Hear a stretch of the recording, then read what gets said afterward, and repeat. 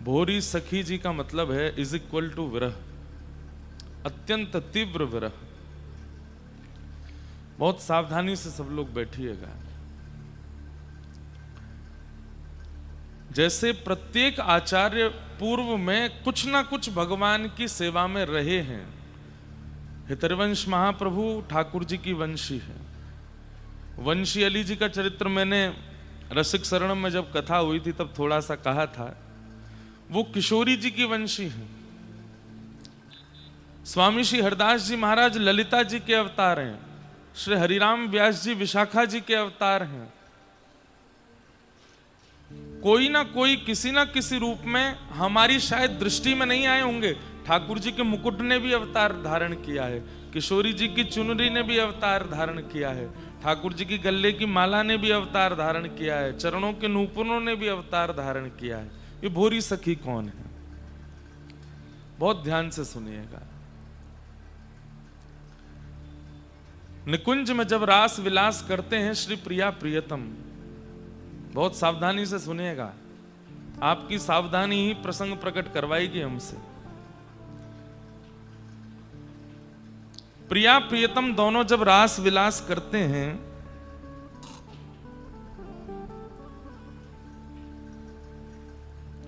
तो रास में किशोरी जी कभी कभी मान करते हैं, और मान किसी गलती पर नहीं करती। ठाकुर जी इच्छा प्रकट करते हैं कि हे श्यामाजू आप मान करो, मैं आपको मनाऊंगो, मोए आपको मनावे को मन है रोए। अब सोचो, कोई पति अपनी पत्नी से कहता है तुम रूठ जाओ, तुम रूठो मैं तुम्हें मनाऊंगा। वो तो 24 घंटा हाथ जोड़े बैठो रहे, हे देवी मैया ये रूठनो कब बंद होएगो। पर यहां पे ठाकुर जी हाथ जो, मोए ना पतो, मैं तो बस ऐसी बता रहा हूं जो देखो है, मोए अनुभव नहीं है। तो यहां पे ठाकुर जी प्रार्थना कर रहे हैं श्री जी से, हे श्यामाजू। बोल कहा भयो, कितने महीना है गए आपने मानना है कि अब मान करो। तो किशोरी जी कहें रहन दो, मोए अच्छो ना लगे, आप चरणन में बैठे फिर कोई लीला करें और फिर ऐसे मनावे मुंह को सुख नहीं मिले। नहीं नहीं आज मान करो। तो किशोरी जी बोली कोई बात तो बताओ, काय बात पे मान करूं? बोले कोई भी बात पकड़ लो। बोले आप समय पे आए गए हो, इतने सुंदर बन के आए हो, ऐसी सुंदर सामग्री लेके आए हो, कोई कमी छोड़ी ना, तो मान कैसे करूं मैं? तो ठाकुर जी बोले अब कहा करूं? बोले कोई बात ऐसी बताओ, याद दिलाओ पूर्व की आपकी कोई गलती हो जाते मोहमान हो। तो ठाकुर जी बोले अब कौन सी बात याद दिलाऊं मैं? सोचो कैसी कैसी हमारी भोरी भारी किशोरी जी हैं। ठाकुर जी तो कह रही हैं आप अपनी गलती कोई बताओ पूर्व में जो करी हो तो मैं मान करूं। तो ठाकुर जी बता रहे हैं, हे श्यामाजू, शरद पूर्णिमा की रात्रि पे इन गोपीन के काजे मैंने वेणु बजाई और ये सबरी गोपी सब छोड़ करके त्याग करके मेरे पास चली आई। सब त्याग करके मेरी शरण में आई, लेकिन मैं इन सबन को छोड़ के अंतर ध्यान है गयो और इनको अत्यंत तीव्र विरह प्रदान कियो मैंने। वाह मेरे निष्ठुरता पे आप मान कर जाओ, आप मान करो। बोलो सदगुरुदेव भगवान की जय। कृष्ण गोविंद गोविंद गोपाल नंदलाल, कृष्ण गोविंद गोविंद गोपाल नंदलाल, गोविंद गोविंद गोपाल नंदलाल, कृष्ण गोविंद गोविंद गोपाल नंदलाल, कृष्ण गोविंद गोविंद गोपाल नंदलाल, कृष्ण गोविंद गोविंद गोपाल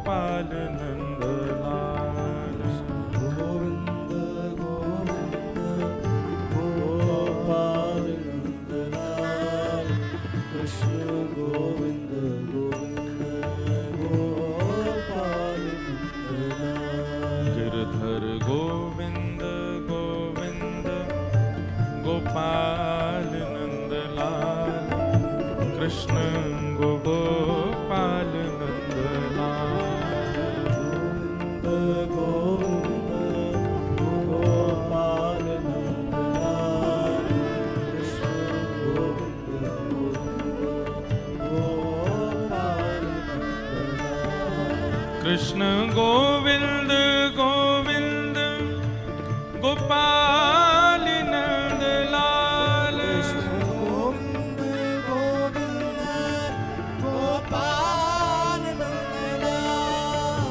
कृष्ण गोविंद गोविंद गोपाल नंद लाल।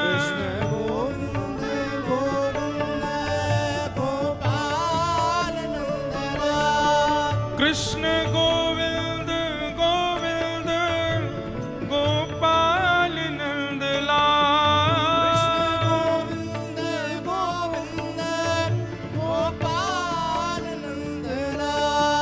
कृष्ण गोविंद गोविंद गोपाल नंद लाल।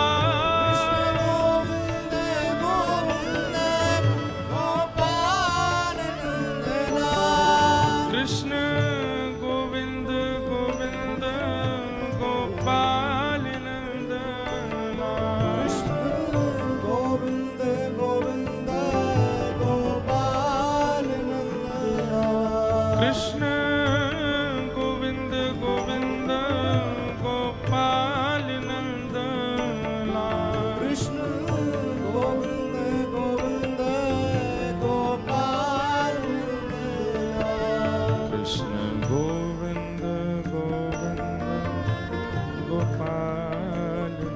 लाल। कृष्ण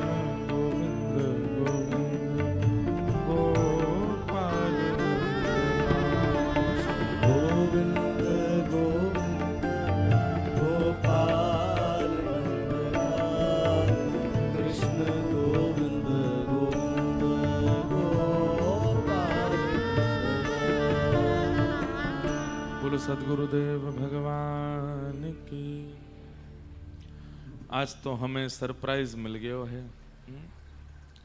हमारे पास थोड़ी देर पहले फोन आया हो पंडित जी को कि महाराज जी गुरुदेव भगवान और माता जी का फोन आया है, कल आपको निकलना है, माता जी को आपसे बात करनी है, वो थोड़ी अस्वस्थ हैं, आप जल्दी आ जाना। हमने कि मैं अभी आऊँ कथा करके, पता चली दोनों यहीं आए गए हैं।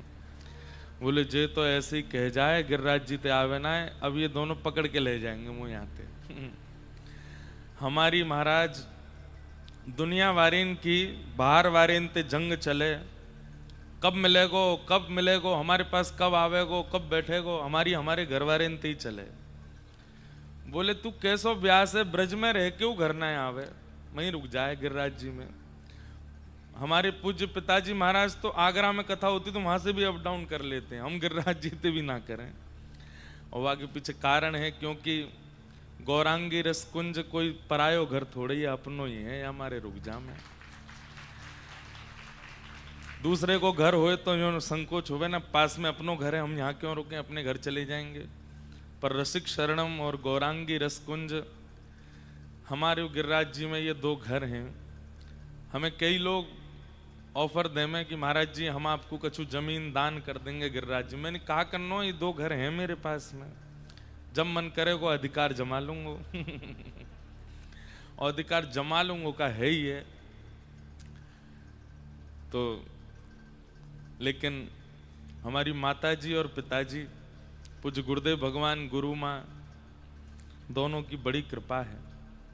स्नेह भर के दोनों मुख देख लें, वही से मुंह में जो भाव हैं सब प्रकट है जाएं।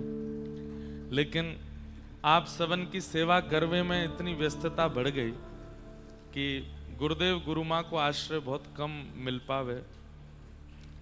पर जैसे कहना विरह आवश्यक है, तो कोई को विरह मित्र से है, कोई को विरह प्रियसी प्रियतम से है, मेरो विरह परिवार से ही है जाए। महीनों महीनों तक मिलनो नहीं है पावे। अब कल निकल जाएंगे, उसके बाद दीपावली पे 2 दिन का अवकाश है, फिर उसके बाद निकल जाएंगे, फिर लौट करके नवंबर लास्ट में आएंगे। 2-2, 3-3 महीना कभी कभी निकल जाएं। पिताजी से तो मिलनो है जाए, कभी कभी कथा में पिताजी आ जाएं तो वहाँ दर्शन है जाएं, पर माँ से तो बहुत लंबे काल तक मिलना नहीं हो पाता। परंतु यही भाव है आप दोनों की कृपा दृष्टि, भाव दृष्टि दास पे यूं ही बनी रहे। आप दोनों उनके श्री युगल चरणन में बारंबार प्रणाम। लाला के बाबा की, बाबा के लाला की जय। आपको पता हो ये कौन की जय जयकार है? यहाँ पंडित श्री गया प्रसाद जी महाराज की समाधि स्थली है। हम आपसे प्रार्थना करें बंधुओं, मुकुट मुखारविंद प्रणाम करो, जतिपुरा प्रणाम करो, कृष्ण कुंड, राधा कुंड, सब जगह प्रणाम करो, पर श्री गिरिराज जी के मध्य में विराजमान हमारे बाबा को जरूर प्रणाम करे करो। हमारे बाबा श्री गिरिराज जी की अखंड कृपा उनके ऊपर रहती। उन्होंने ही आरती बनाई, आरती बाल कृष्ण की कीजय, अपनो जन्म सुफल कर लीजय, श्री यशोदा को परम दुलारो, बाबा की अखियन को तारो। और बाबा की नंदोत्सव में बड़ी रुचि। हमारे पंडित श्री गया प्रसाद जी, मैंने दर्शन नहीं किए, मेरे तो जन्म से पहले ही बाबा लीला में प्रवेश कर गए, परंतु हमारे पूज्य गुरुदेव भगवान, माता जी और सब बड़े लोग खूब दर्शन किए हैं। पूज्य पिताजी तो गोद में खेले भी हैं। आपकी ठाकुर जी के नंदोत्सव में बड़ी रुचि। कोई भी ब्रजवासी आता हो तो बात कहते एक बधाई सुना दे, लाला के जन्मोत्सव की बधाई सुना दे। सदा उसी भाव में ही रहते थे।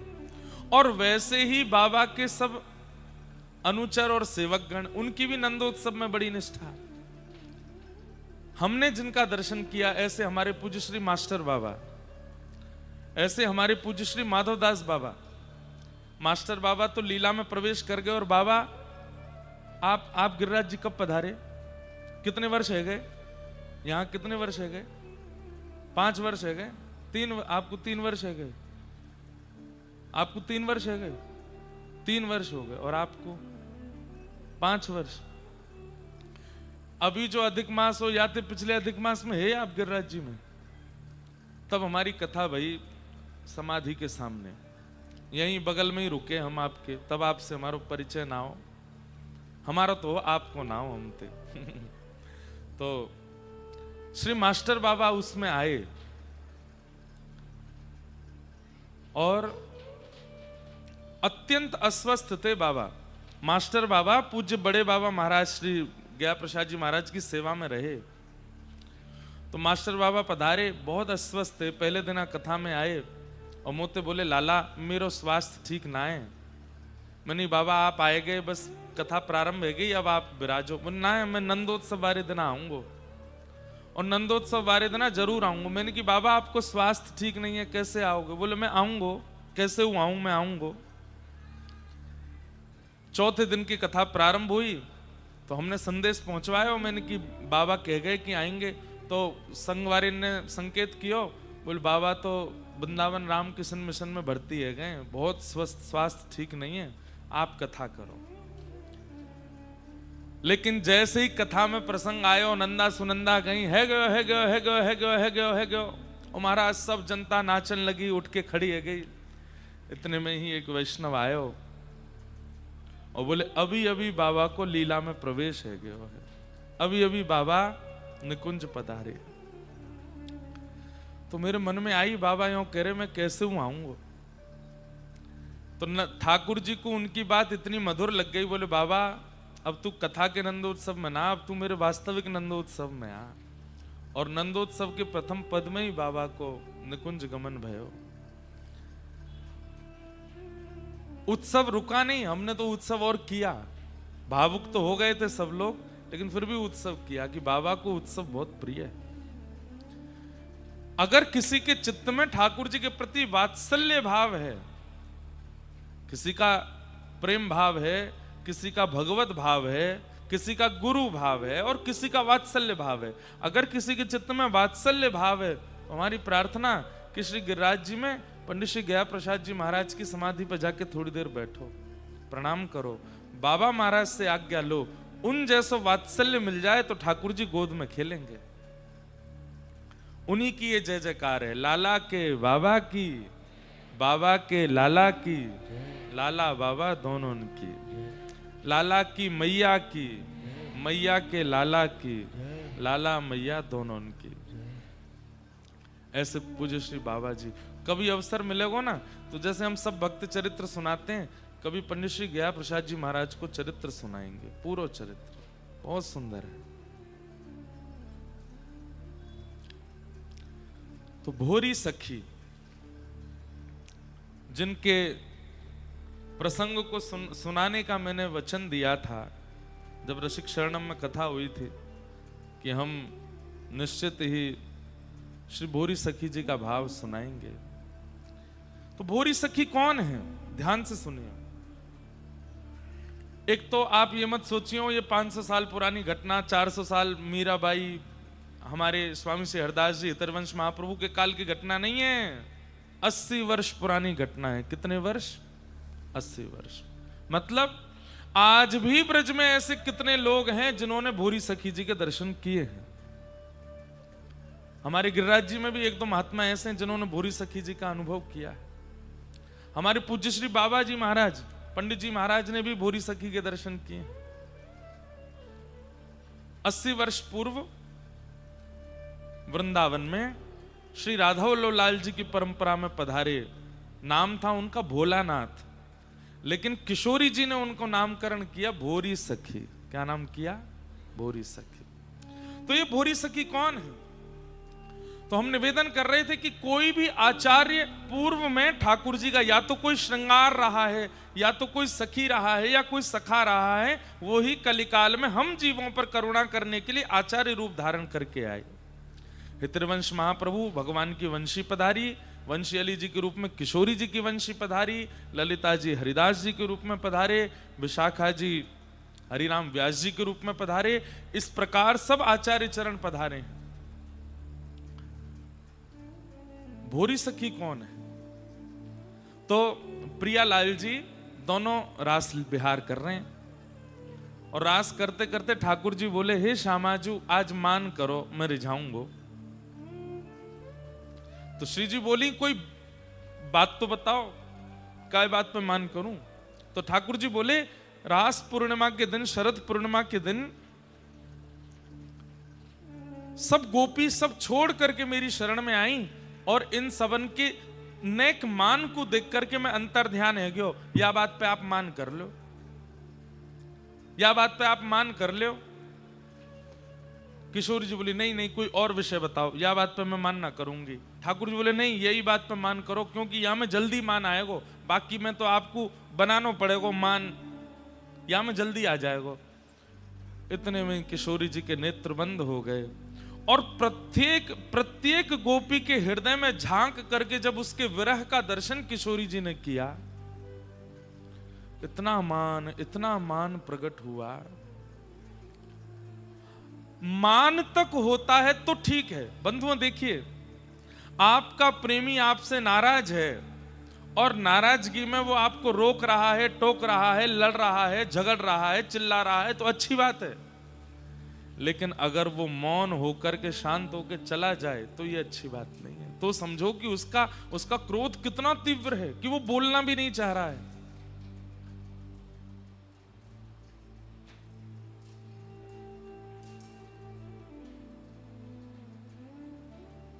को ठीक है? कोई पे गिरो तो ना पंखा।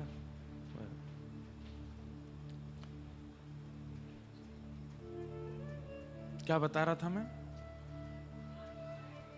मान। तो आपका प्रेमी नाराज होकर के आपसे लड़ ले, ये अच्छा है, लेकिन वो नाराज होकर के कहीं चला जाए, मान करके कहीं निकल जाए और बोले ना, ये बहुत कष्टदायी है। ठाकुर जी मनी मन सोच रहे हैं, हे श्री जी को मान आ रो, मान आ रो, मान आ रो, श्यामाजू, लाडली जू, हे किशोरी जू, हे प्यारी जू, बस बस बस इतना मानी ठीक है, इतना मान। लेकिन किशोरी जी तो प्रत्येक गोपी के हृदय को और उनकी जब स्थिति को, उनके रुदन को जब देखती हैं, जब वही गोपियां वन में विचरण करती हुई वृक्ष लता पत्र गुल्म पशु पक्षियों से चर्चा करने लगती हैं, तुमने हमारे श्याम सुंदर को देखा। अरे एक स्थिति तो ऐसी आ गई कि गोपियां, एक गोपी कृष्ण बन गई, एक गोपी पूतना बन गई, एक गोपी अघासुर बकासुर बन गई, और वे सब अघासुर बकासुर की तरह आमे, और एक गोपी कृष्ण बन के उनको वध कर रही है, एक गोपी पूतना को वध कर रही है।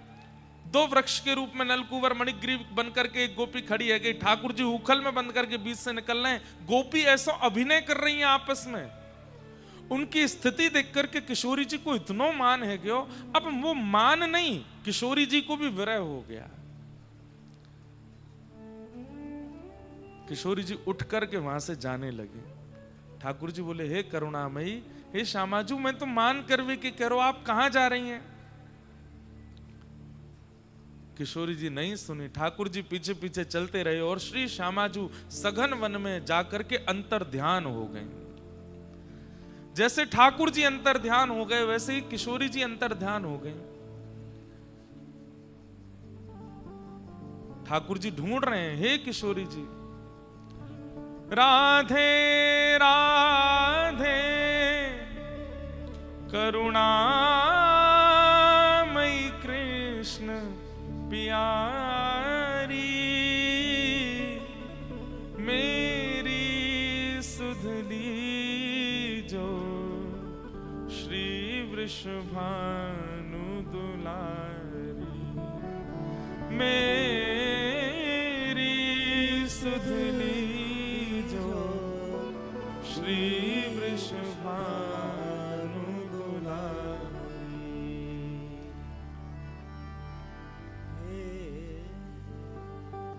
मनोहारिणी रासेश्वरी रस रूपा, हे मनोहारिणी रासेश्वरी रस रूपा, ब्रज विलासिनी ब्रज वासिनी ब्रज की भूपा, ब्रज विलासिनी ब्रज वासिनी ब्रज की ललितादिक सहचरी सर्वज्ञ स्वरूपा, ललिता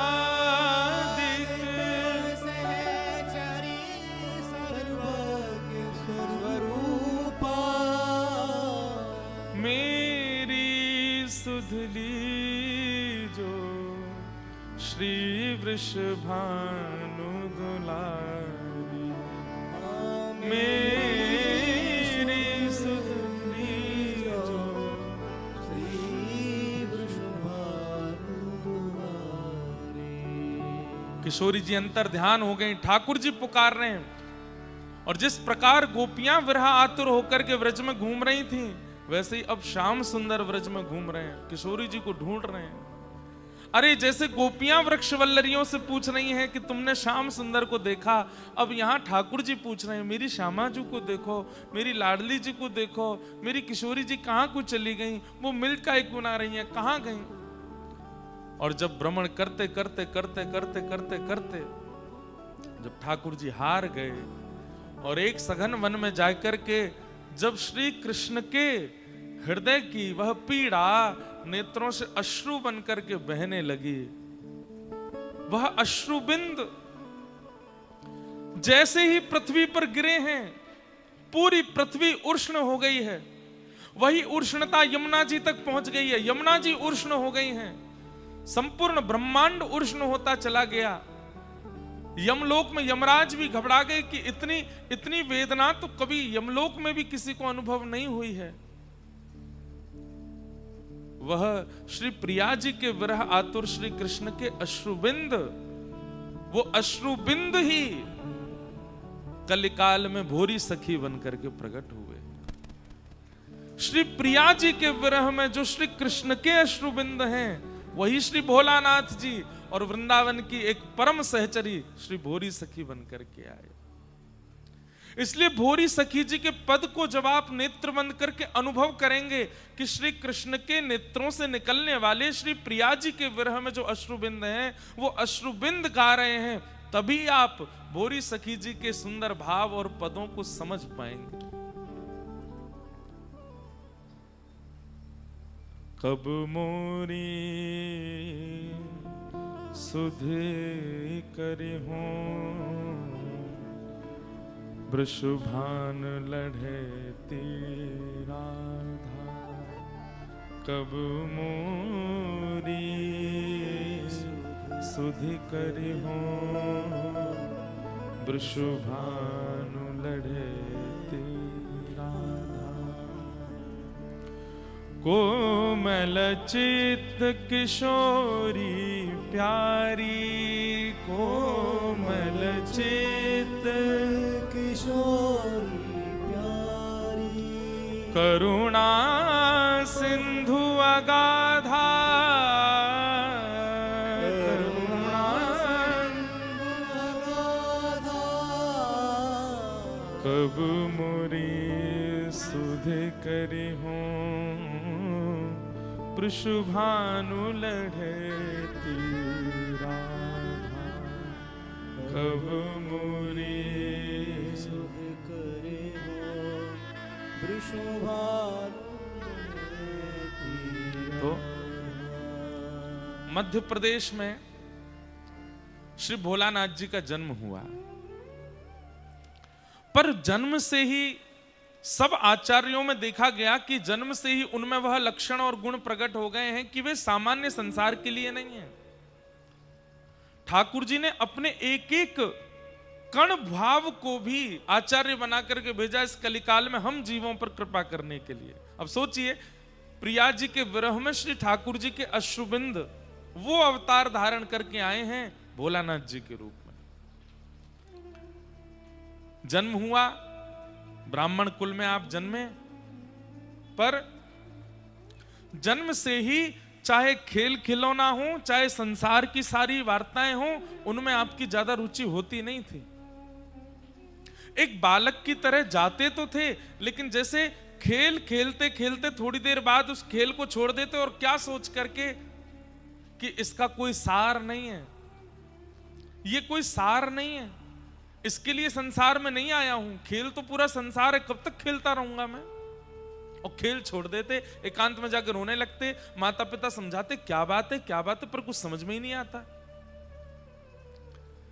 धीरे धीरे इसीलिए उनका घर में भी नाम भोलानाथ ही पड़ गया। बोले बहुत भोले हैं, कभी भी रोने लग जाते हैं, और बात क्या कुछ पता नहीं, और रोते ऐसे नहीं चीख चिल्लाते हो, बस अश्रु प्रकट होते रहते हैं नेत्रों से। बाल अवस्था है, इसलिए भोलानाथ जी भी नहीं समझ पा रहे कि मैं रोता क्यों हूं इतना। पर कौन कहे, ये तो प्रिया जी के विरह में श्री कृष्ण के अश्रुबिंद हैं, ये तो प्रगति बहने के लिए हैं। धीरे धीरे आप बड़े हुए, घर के लोगों ने आपको पढ़ाई लिखाई के लिए भेजा, आपने खूब अच्छे स्तर की अध्ययन किया, खूब पढ़ने में विद्वान थे। लेकिन एक समय ऐसा आया कि आपको विद्या अध्ययन करना भी लगने लगा कि यह भी उदर भरने की शिक्षा है, कब तक इसको करता रहूं, इसमें भी कोई रुचि नहीं है मेरी। एक दिन मन में कहीं कथा में सुन लिया कि बिना गुरु के कल्याण नहीं होता। तो मध्य प्रदेश में एक स्थान है कोलारस, उस कोलारस के वन में आप चले गए, और वहां जाकर के बस विरह आतुर होकर के, हे गुरुदेव, प्राण गुरुदेव, जीवन गुरुदेव, मेरे गुरुदेव कौन है, मेरे गुरु कौन है, कौन मुझे बताएगा कि मेरे जीवन का सार क्या है, मेरे जीवन का रस क्या है, मेरे जीवन का तत्व क्या है, मैं क्यों बालकाल से इतना सब चीजों से परे रहता हूं, क्यों मुझे इतना विरह होता है, मुझे कोई तो बतावे। ध्यान से सुनिएगा बंधुओं, आपकी उस विरह वेदना के कारण 3-4 दिनों तक आप वन में विचरण करते रहे। तब आपके एक बड़े भैया थे, बड़े भैया आए और आकर के उन्होंने इनको तुरंत समझाया। बोले ऐसे नहीं रोते भोलानाथ, चलो। बोले मेरे गुरु चाहिए, मुझे मेरे गुरुदेव के पास ले चलो। तब वहीं मध्य प्रदेश में कोई राधा वल्लभी परंपरा का स्थान, और वहां एक आचार्य विराजमान थे। आप उनके पास उन्हें ले गए और कहा ये हैं तुम्हारे गुरुदेव, इनसे दीक्षा ग्रहण करो।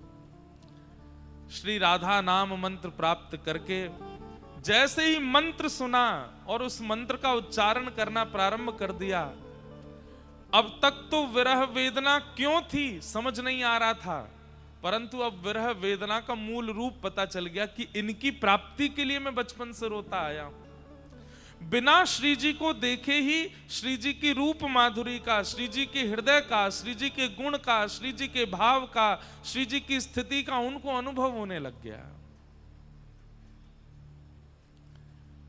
घर वालों ने मन में विचार किया कि ये तो और ज्यादा विरह में रहने लगे, इससे बढ़िया तो बिना दीक्षा के ही थे, कभी कभी रोते थे, अब तो ये पूरे दिन रोते रहते हैं। घर वालों ने कहा ब्याह कर दो। हमारी परंपरा में, हमारे कल्चर में एक नियम रहा है, बेटा बिगड़ गया है क्या करें, बोले ब्याह कर दो, पत्नी आएगी सुधार देगी। पढ़ लिख के विद्वान हो गया, अब क्या करें, बोले ब्याह कर दो। बहुत कमाने लग गया, अब क्या करें, बोले ब्याह कर दो। कुछ नहीं करता, पूरे दिन पड़ा रहता है, क्या करें, बोले ब्याह कर दो। बिगड़ गया है, व्यसनी हो गया है, उल्टे सीधे काम करता, क्या करें, ब्याह कर दो। नाम जापो गोए भजनानंदी करता, पूरे दिन गिरिराज जी में पड़ो रे, क्या करें, ब्याह करो या को। हमारे यहां सब चीजों की मूल जड़ केवल एक है, बोले क्या, ब्याह करो। काम को है तो ब्याह करो, नहीं काम को तो ब्याह करो, सब में ब्याह कर दो।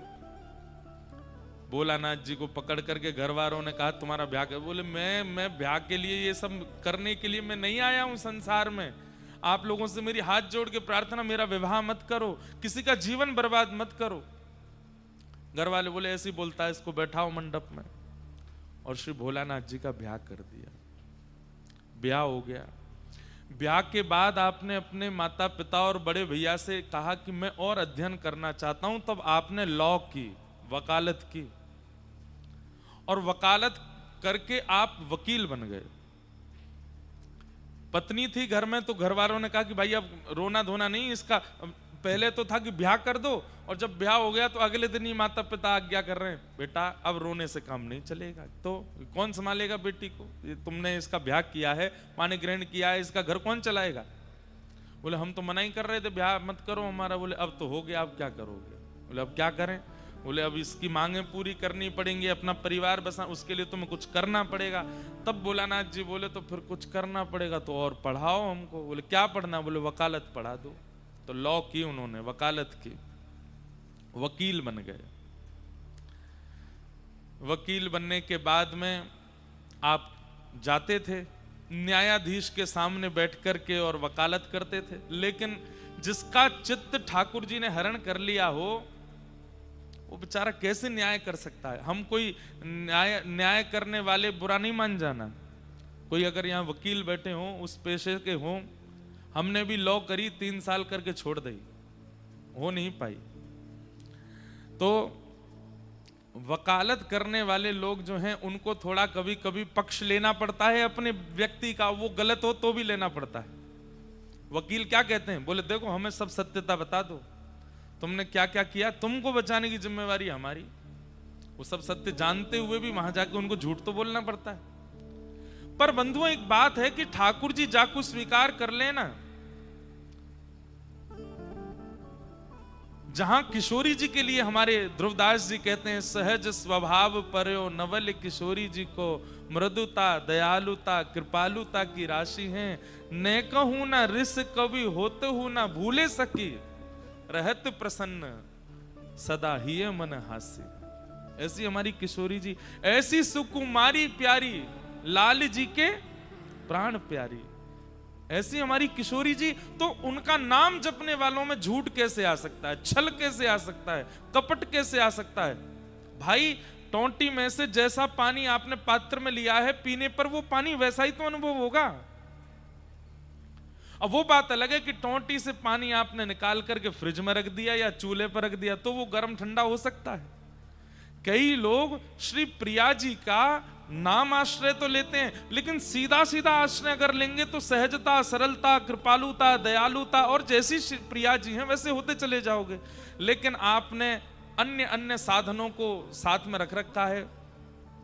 चूल्हा रूपी विषय भी है और फ्रिज रूपी भोग भी है। अब उनके आश्रय से राधा नाम लोगे तो फिर तो शीतल और तप्त होकर के आएगा, और उससे फिर वो जो विकार है वो उत्पन्न होंगे। हमारी बात समझ रहे हैं कि नहीं समझ रहे हैं? बिना भोग, बिना विलास, बिना माया के अगर सीधे श्री प्रिया जी का नाम ले लिया जाए तो प्रिया जी जैसी हैं वैसे ही आप होते चले जाओगे। भोरी सखी वकालत कैसे करे? अब यहां सामने जो क्लाइंट बैठा वो कह रहा है कि सुनो, मर्डर तो मैंने ही किया है लेकिन तुमको बचाना है। तो भोलानाथ जी कहें ठीक है, न्यायालय में गए, न्यायाधीश के सामने, हाँ जी तो भैया ये इनका कत्ल इन्होंने ही किया है, क्या कहना चाहते हैं आप इस बात में? भोलानाथ जी के तो हाथ कांपे, पैर कांपे। अब वो आदमी कटघरे में खड़े, हमने तुमको वकील बनाया है, अपना बोलो। हे जज साहब, मारा तो इन्होंने ही है पर इनको छोड़ दो, क्यों इनको आप जेल भेजो, क्यों इनके साथ कुछ गलत करो? तुम्हारा खुद का वकील कह रहा है कि तुमने मारा, अब क्या करोगे? लो चलो 10 साल की जेल, आजीवन कारावास दो इसको। बड़े भैया आदि सब समझाते, ये भोला तू कैसा भोला, तू वकालत क्यों करता है, तू जाके अपने ही आदमियों को फंसवा देता है। बोले देखो हमसे ये नहीं होगा, हमसे वकालत नहीं हो सकती, आप हमको कोई और काम करवा दो। उन्होंने तो यही कहा कि मुझे वृंदावन जाने दो, मेरे से नहीं हो पाएगा ये। घर के सब लोग बोले वृंदावन, ये पत्नी को कौन संभालेगा और पत्नी का कौन भरण पोषण करेगा? एक उनकी संतान भी हो चुकी, एक पुत्र भी होगा। अब जो जो गृहस्थाश्रम बढ़े त्यों तो भोरानाथ और रो में, अब मैं क्या करूं? तब छतरपुर के महाराजा उन्होंने भोलानाथ जी को कहा, एक काम करो, तुम हमारी ये ग्रंथालय है, लाइब्रेरी है, यहां इसके तुम प्रधान बन जाओ और कभी कभी हमारे पास आके शास्त्र चर्चा कर लिया करना। तो बोले ठीक है, ये अच्छा है। तो छतरपुर के महाराजा के ग्रंथालय में, लाइब्रेरी में ये बैठते थे और वहां बैठे बैठे श्री प्रिया जी को याद करते, वृंदावन को याद करते। और जब अवसर मिलता तो महाराजा के पास बैठ के शास्त्र चर्चा करते। पर वो शास्त्र चर्चा कब कब में प्रेम चर्चा में परिवर्तित हो जाती, इनको पता ही नहीं चलता। एक समय आया ये उससे भी ऊब गए, ये वो भी नहीं कर पा रहे थे। इन्होंने हाथ जोड़ दिए महाराजा के सामने कि अब मुझसे नहीं हो पाएगा। तब इनके मन में आया, मैं किससे कहूं, किससे प्रार्थना करूं कि ये मेरे वश का नहीं है। ये संसार, ये जीवन, ये गृहस्थ आश्रम, ये काम करना, नौकरी करना, धन कमाना, इससे मेरा जीवन नहीं चल पाएगा, मैं इसके लिए नहीं आया हूं संसार में। तब कोई नहीं मिला तो अंत में किशोरी जी से प्रार्थना की, श्यामा जी से प्रार्थना करने लगे। करहूं कृपा अब श्यामा श्याम, करहूं कृपा अब श्यामा श्याम, करहूं कृपा अब श्यामा श्याम, करहूं कृपा अब श्यामा श्याम। करुणा सिंधु लाडले प्यारे, करुणा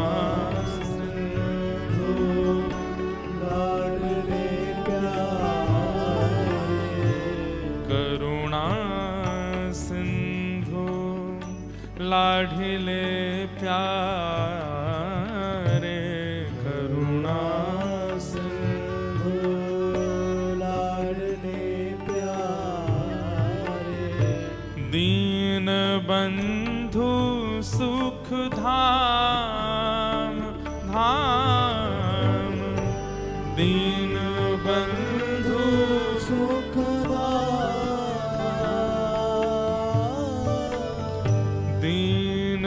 बंधु सुख धाम, दीन बंधु सुख धाम,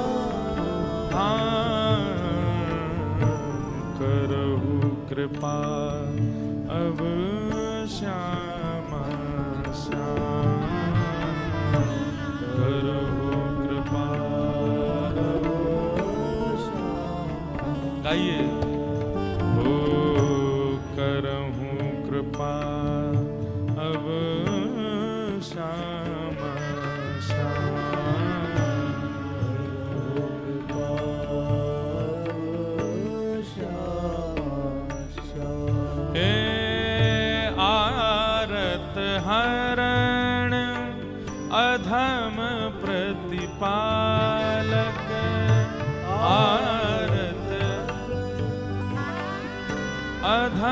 प्रतिपालक आरत हरण अधम प्रतिपालक आरत हरण अधम प्रतिपालक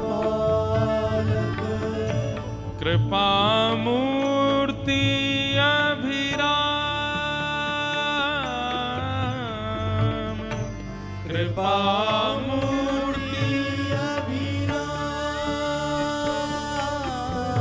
हे भोरी दुखिया दीन पुकारत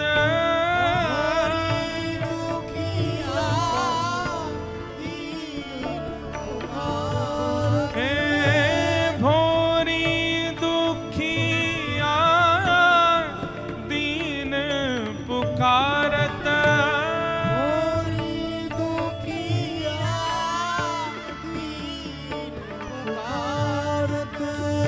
टेरत लैल नाम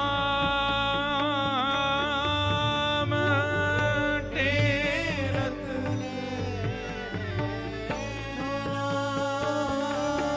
हे टेरत लैल नाम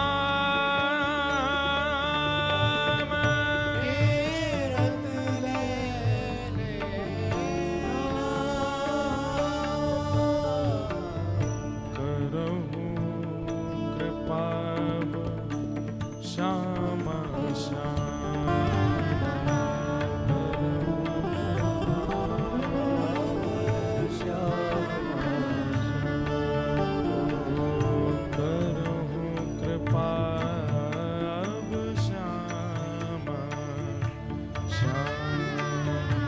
करहु कृपा अब श्याम करहु कृपा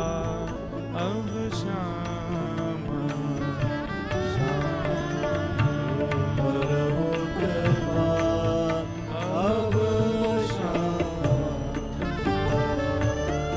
एक तरफ परिवार को देखते हैं, एक तरफ वृंदावन का स्मरण करते हैं और हर दिन इस भाव से व्याकुल रहते हैं कि आज का दिन भी निकल गया और मैं वृंदावन नहीं पहुंच पाया।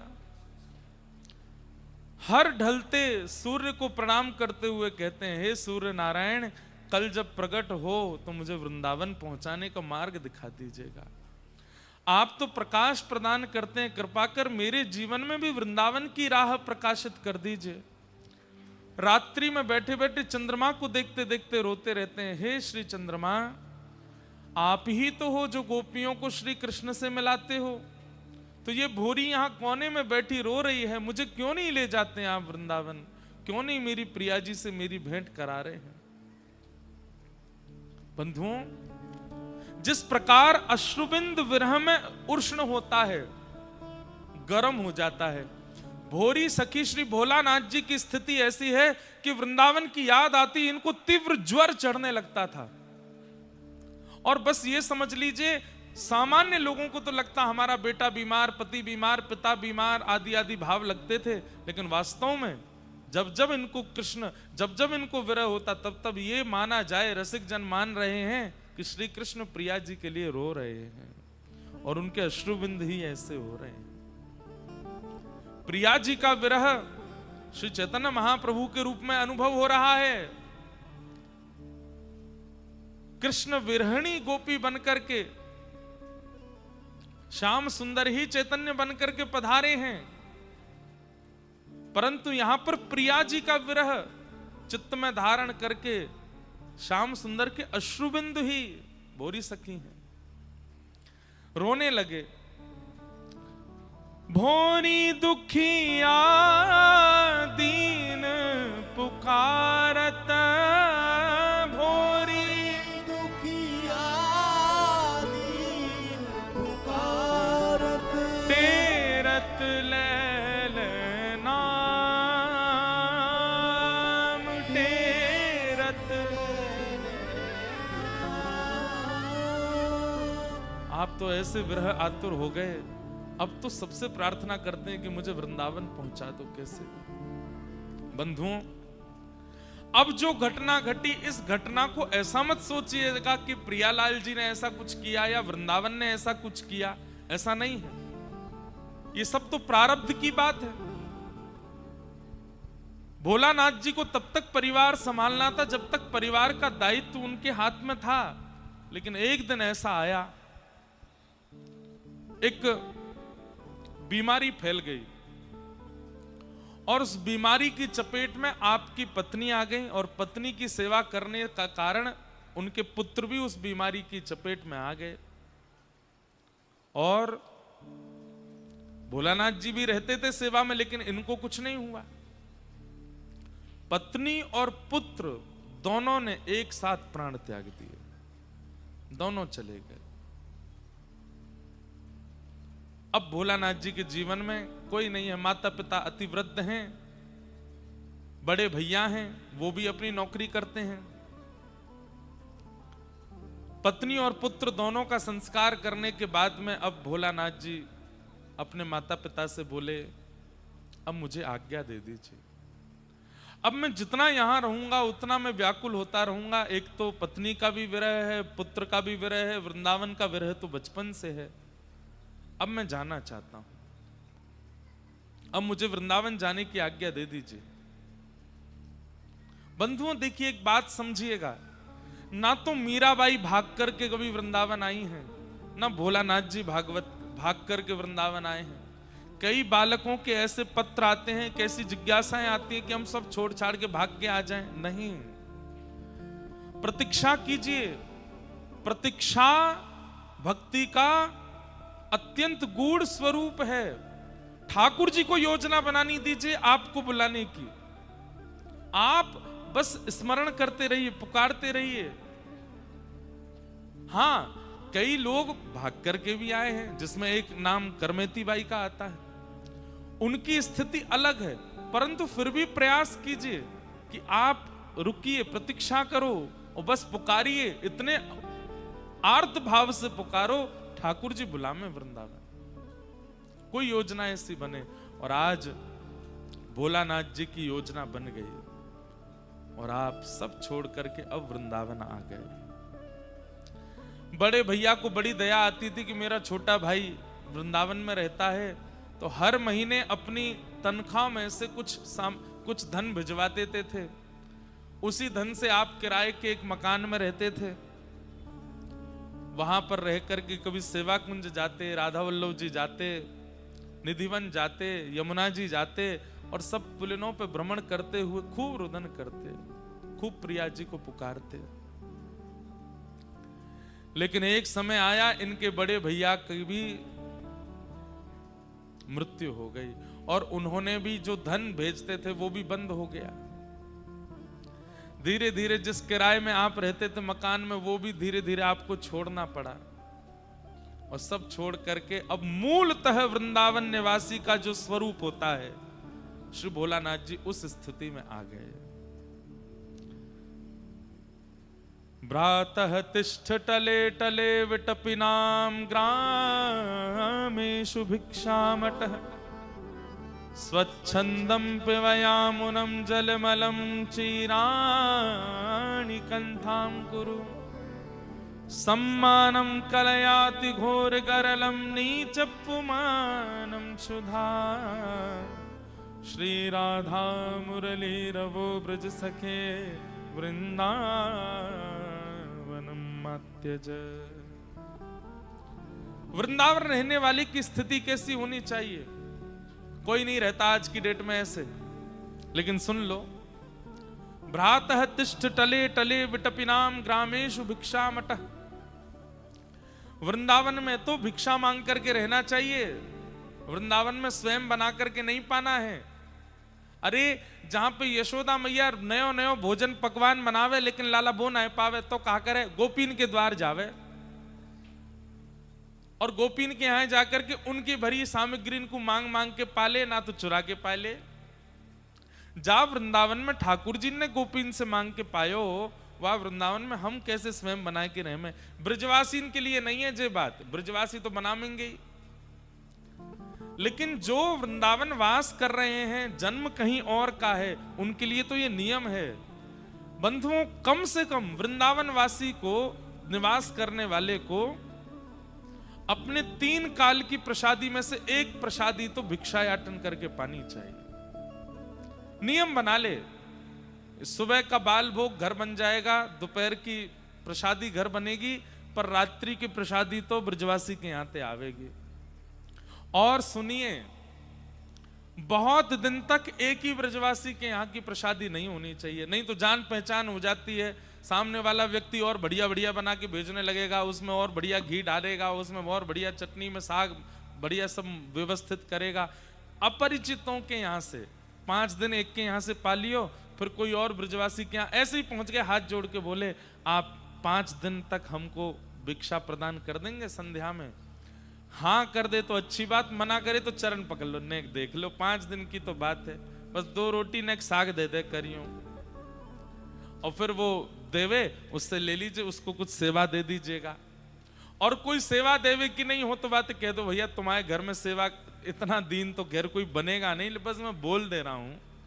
सेवा देवे की स्थिति नहीं हो तो बाकी घर में हो कि भैया हमने एक झाड़ू पोछाई कर देंगे, तुम्हारे बर्तन मांज देंगे, सब्जी वब्जी काट देंगे, कोई सेवा हो तो घर की बताए दो, बस एक समय की प्रसादी आप अपने यहाँ की। आप विश्वास नहीं मानेंगे, वृंदावन निवास का यही रूप है, यही स्वरूप है। प्रातः तिष्ठ टले टले विटपिनाम ग्रामेषु भिक्षामट, स्वच्छंदम पिबयामुनम जलमलम। श्री यमुना जी को जलपान करो। चीराणि कंथाम कुरु, बहुत व्यवस्थित वस्त्र पहन करके रहने की आवश्यकता नहीं वृंदावन में। अत्यंत दीनता आपकी प्रकट होनी चाहिए स्वरूप में। बहुत लटके झटके और महाराज तामझाम पहन करके नहीं रहना चाहिए। सामान्य वस्त्र पहनो, हमारी तरफ बिल्कुल श्वेत पहन लो, और ज्यादा हो, इनको भी ज्यादा कलफ प्रेस नहीं, बिल्कुल वैसे दीन बन के रहो। चकाचक बनवे को अधिकार तो केवल प्रियालाल जी को है, उनको चकाचक रहने दो। उनकी प्रसादी इत्र मिल जाए तो लगा लो, उनकी प्रसादी माला मिल जाए तो पहन लो, उनकी प्रसादी चंदन मिल जाए तो वो लगा लो।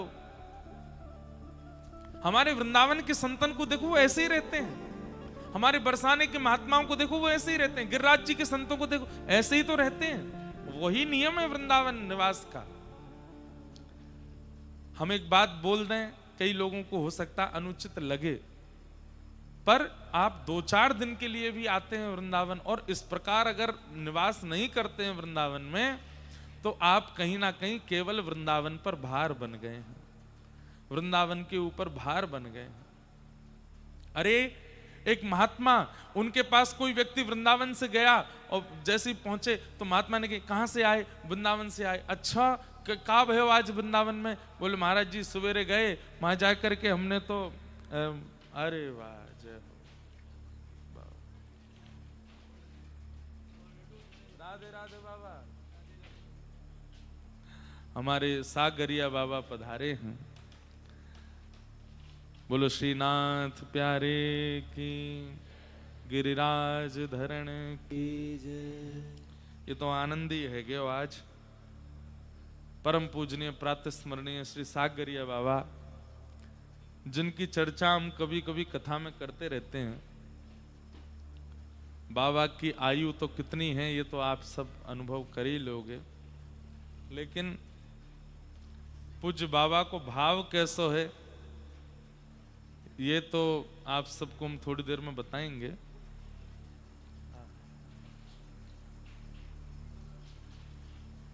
हम ये कह दें तो कोई अतिशयोक्ति नहीं कि कलिकाल में, आज के काल में अगर श्री यशोदा जी कहीं हैं तो वो बाबा के रूप में विराजमान है।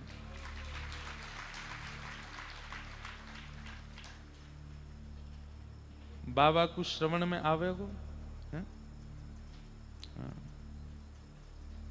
हाँ ठीक, जय हैं? अच्छा जय। कितनी आयु है बाबा की? बाबा अभी 99 वर्ष के हैं और दृष्टि से भले ही अभी कम देख पामे, लेकिन बाबा की बड़ी कृपा है। ऐसो श्री जी के नाम को प्रेम है बाबा के चित्त में। अत्यंत तीव्र बुखार भी कभी कभी है जाए तो बाबा कहें वैद्य के पास मत ले जाओ। तो कितने लोग बैठे हैं यहाँ पे? बोले बाबा 10 लोग बैठे हैं, सबरे बैठ के राधा राधा गाओ चलो। और बाबा बुखार में पड़े हैं, सबन से राधा नाम गवा में, और राधा राधा राधा राधा सुनते सुनते सुनते सुनते बुखार उतर जाए बाबा को। ऐसे हमारे पूज्य बाबा हैं।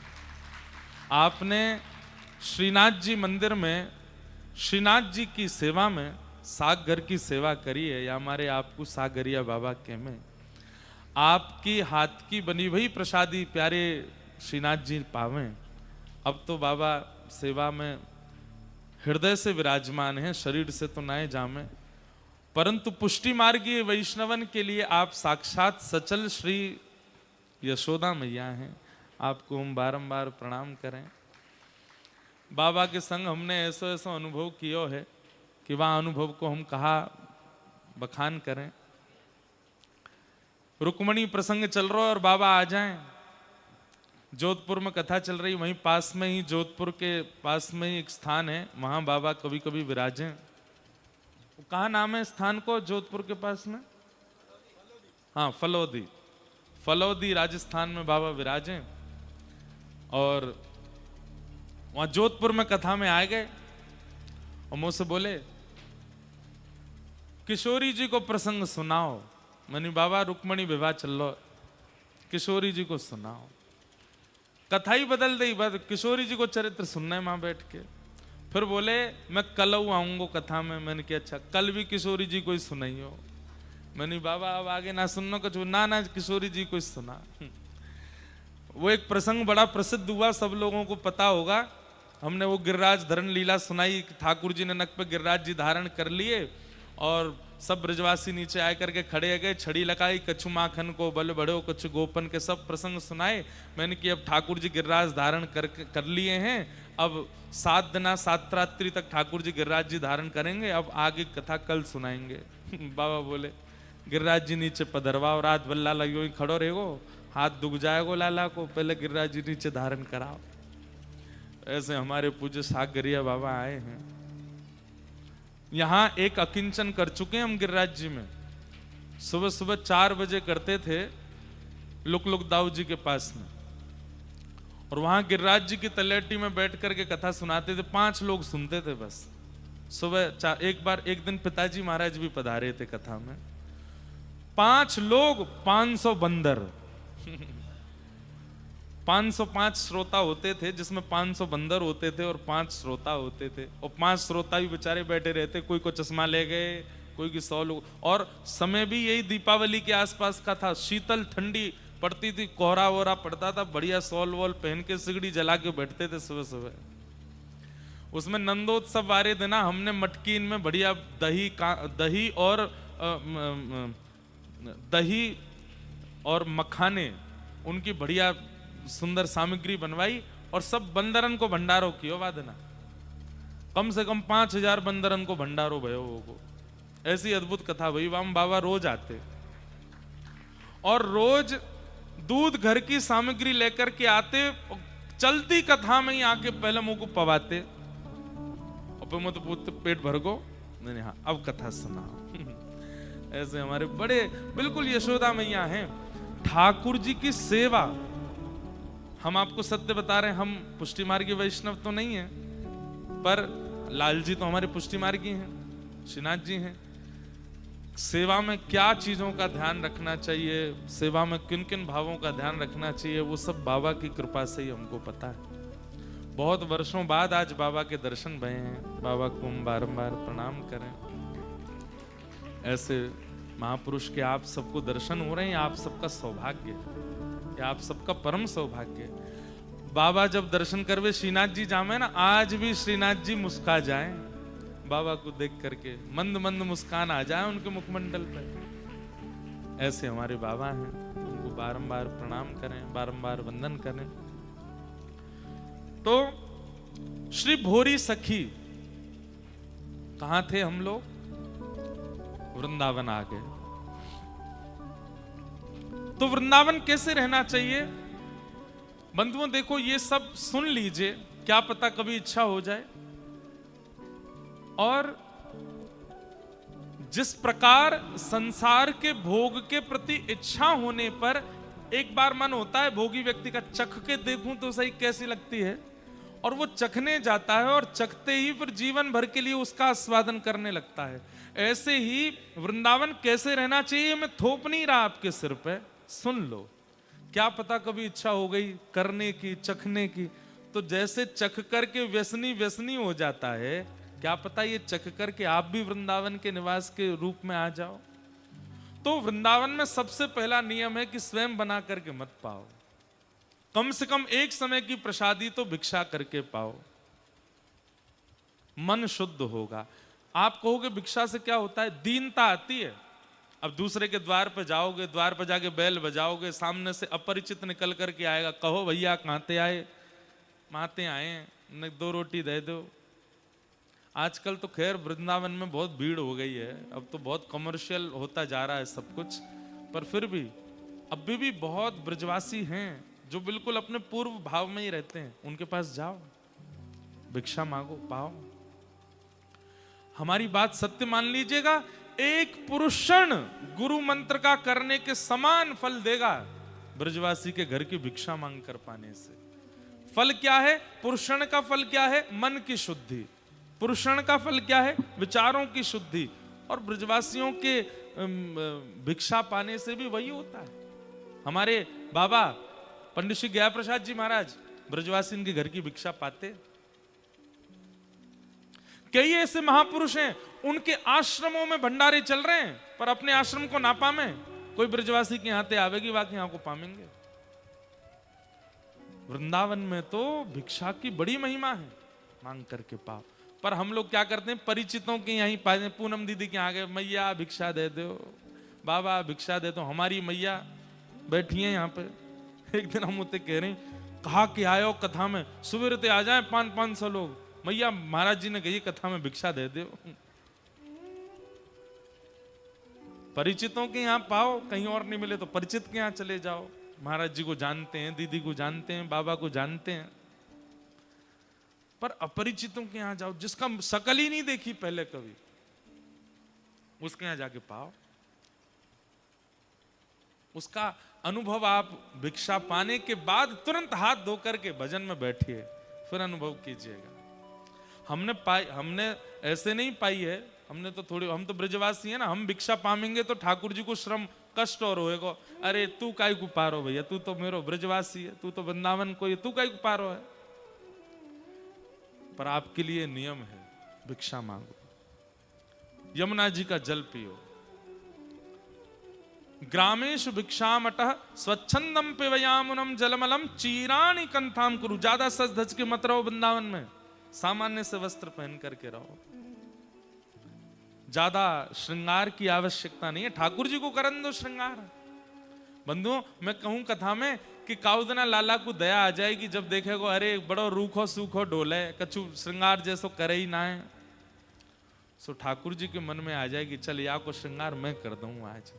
और काउदना ठाकुर जी श्रृंगार करें, थोड़ी हाथ सो पकड़े, अपने हाथन ते पत्रावली बनावे, अपने हाथन से चुनरी उड़ावे। तू अपनो श्रृंगार करत है, दर्पण हाथ दिखावे री, तू है सखी बड़ भाग बड़ी, नंदलाल तेरे घर। बाबा बैठे खुश हो जाएंगे। तू है सखी बड़ भाग बड़ी, नंदलाल तेरे घर आवत है।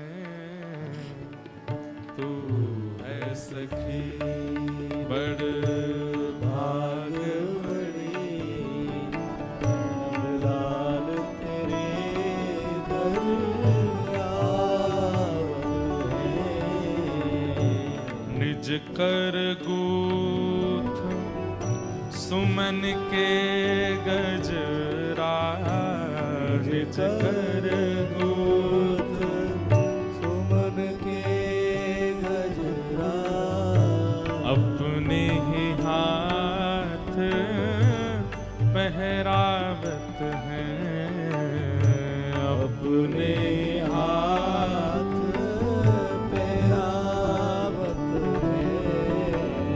कुंभन दास लाल गिरधर के, कुंभन दास लाल गिरधर के। ये तो तेरे ही हाथ बिखावत हैं, तेरे ही हाथ बिकावत है।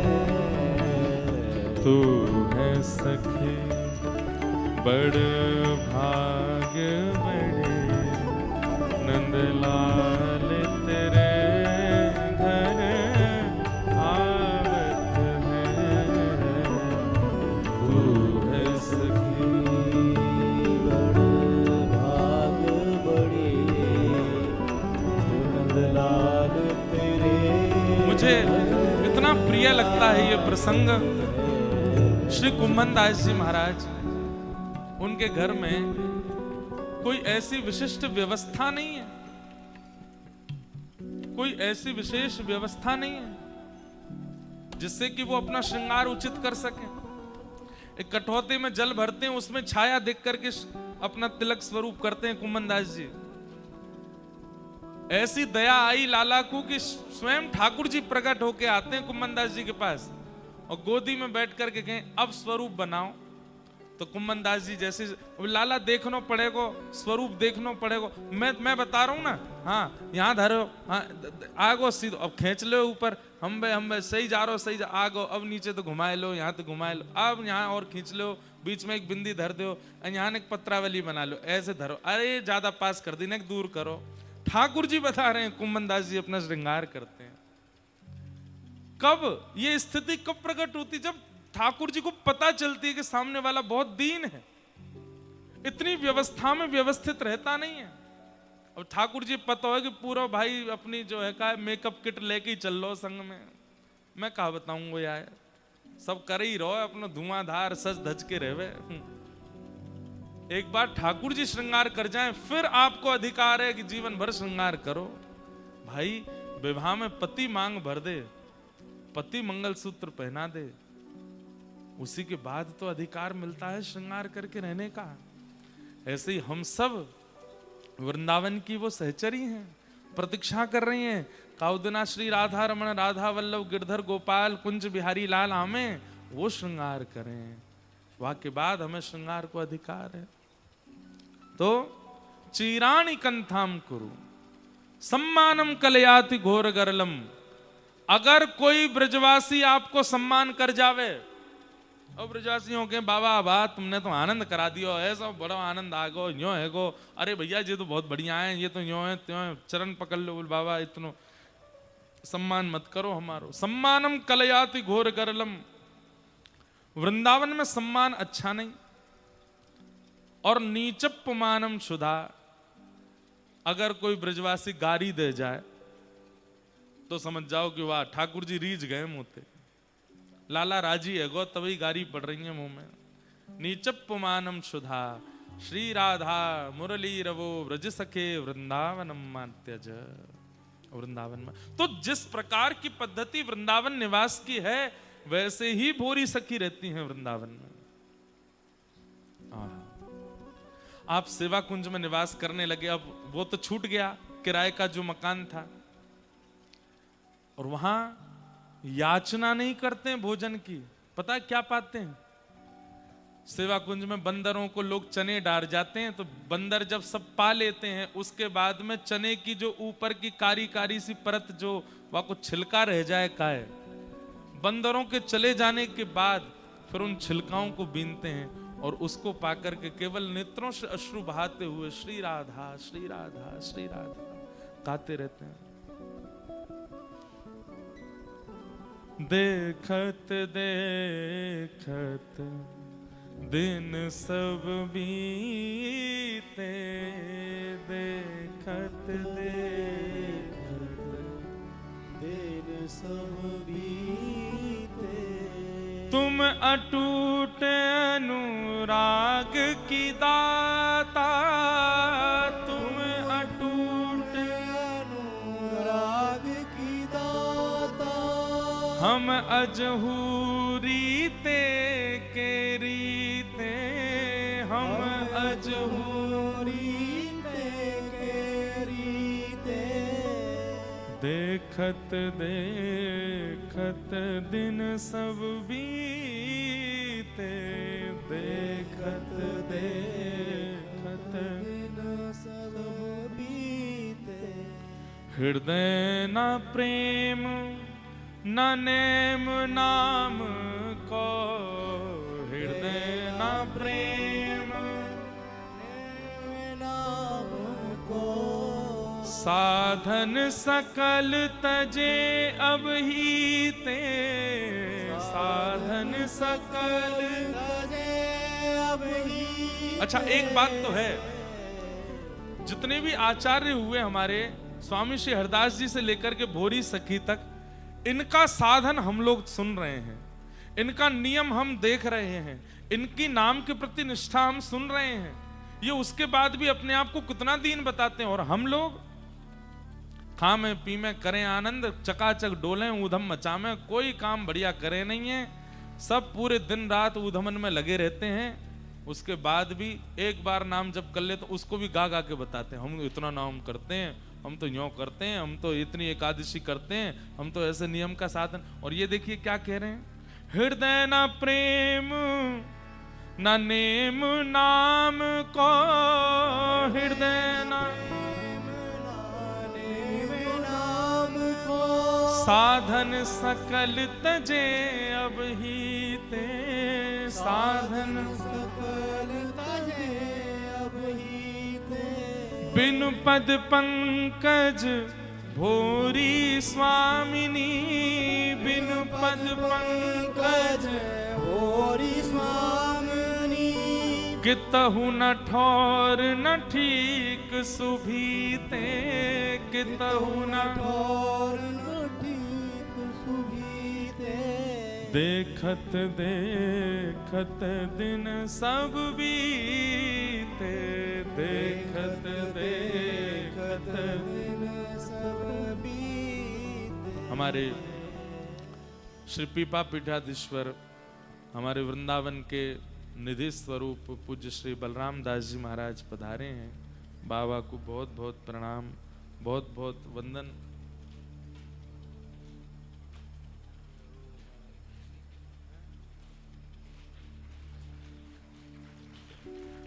जय श्री कृष्ण, जय।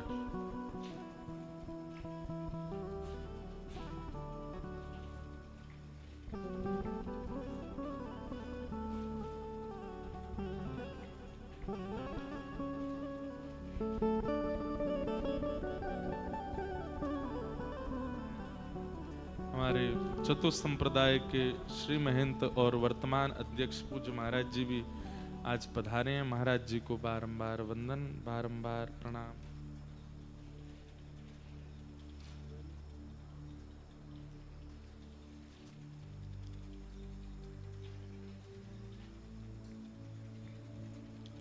देखत देखत दिन सब बीते, देखत देखत दिन सब बीते।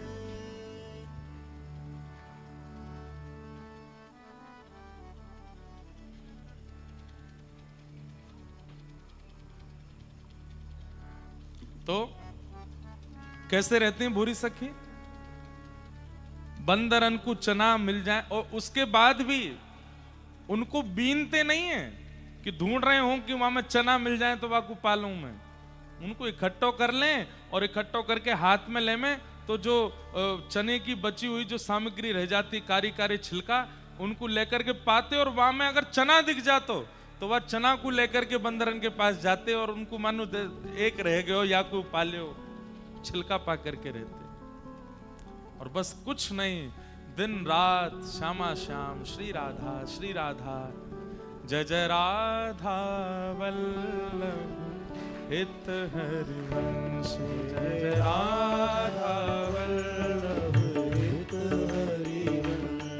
जय जय राधा वल्लभ प्यारो हरि वंश जय राधा वल्लभ प्यारो जय जय राधा वल्लभ हित हरि वंश जय राधा वल्लभ हित हरि वंश जय जय राधा वल्लभ मेरो हरि वंश जय राधा वल्लभ ओ जय जय श्री वृंदावन श्री वन चंद्र जय श्री वृंदावन श्री ओ जय जय राधा वल्लभ श्री हरि वंश जय राधा वल्लभ श्री हरि वंश जय जय राधा वल्लभ हित हरि वंश जय राधा वल्लभ प्यारो हरि वंश जय जय राधा वल्लभ प्यारो हरि वंश जय राधा वल्लभ प्यारो हरि वंश जय जय राधा वल्लभ हित हरि वंश जय राधा वल्लभ हित हरि वंश जय जय श्री वृंदावन श्री वन चंद्र जय जय श्री वृंदावन श्री वंश ओ जय जय श्री वृंदावन श्री वन चंद्र जय जय श्री वृंदावन श्री जय हो ओ प्यारो राधा वल्लभ हित हरि वंश राधा वल्लभ हित हरि वंश जय जय राधा वल्लभ हित हरि वंश राधा वल्लभ ओ या द्वारे सोना तो हमारो या द्वारे सोना तो हमारो होरी सखी जाती हैं राधा वल्लभ जी और द्वार पर ही नृत्य करती हैं, इस पद को गाती हैं। या द्वारे सोना तो हमारो या द्वारे सोना तो हमारो साधन और कछु नहीं सूझत साधन और कछु नहीं सूझत। हे साधन और कछु नहीं सूझत साधन और कछु नहीं सूझत। हे त्रर लागत अधियारो हमारो या द्वारे सोना तो या द्वारे सोना तो हमारो या द्वारे सोना तो हमारो हे भोरी की अलबेली स्वामिनी भोरी की अलबेली स्वामिनी भोरी की अलबेली स्वामिनी भोरी की अलबेली ओ मैं स्वामिनी तो चरण शरण प्रतिपारो मैं तो चरण शरण प्रतिवारो ओ मैं तो चरण शरण प्रतिपारो मैं तो चरण शरण प्रतिवारो ओ जय जय राधा वल्लभ हित हरि वंश राधा वल्लभ हित हरि जय जय राधा वल्लभ प्यारो हरि वंश राधा वल्लभ प्यारो हरि वंश ओ जय जय श्री वृंदावन श्री वन चंद्र जय जय श्री वृंदावन श्री वृंदावन ओ जय जय श्री वृंदावन श्री वन चंद्र जय जय श्री वृंदावन श्री ओ जय जय राधा वल्लभ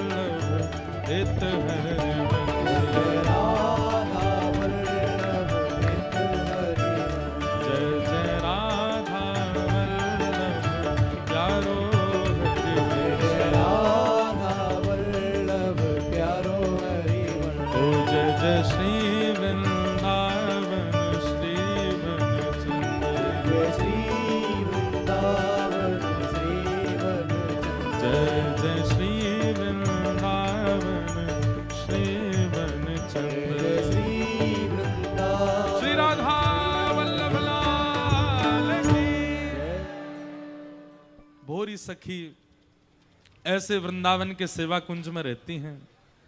या द्वारे सो नातो हमारो, और वहीं बस केवल चना की वो स्थिति पाकर के रहती हैं। लेकिन प्रिया जी इतनी निष्ठुर नहीं है हमारी श्यामाजू कैसे देख सकें?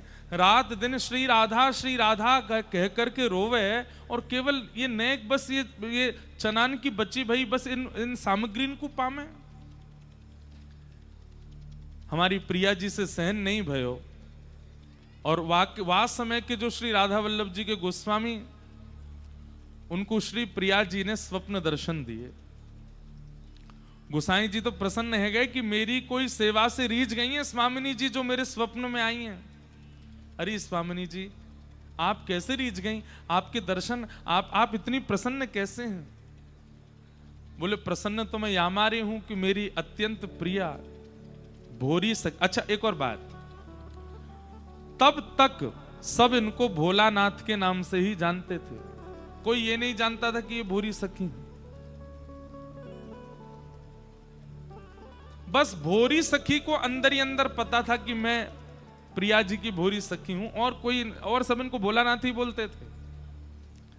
लेकिन श्री प्रिया जी ने स्वप्न में आदेश करके गुसाई जी को बताया कि मेरी पर अत्यंत प्रिया भोरी सखी आई है, और वो वृंदावन में निवास कर रही है। मोको बड़ी पीड़ा है एक बात की। बोले काई बात की पीड़ा?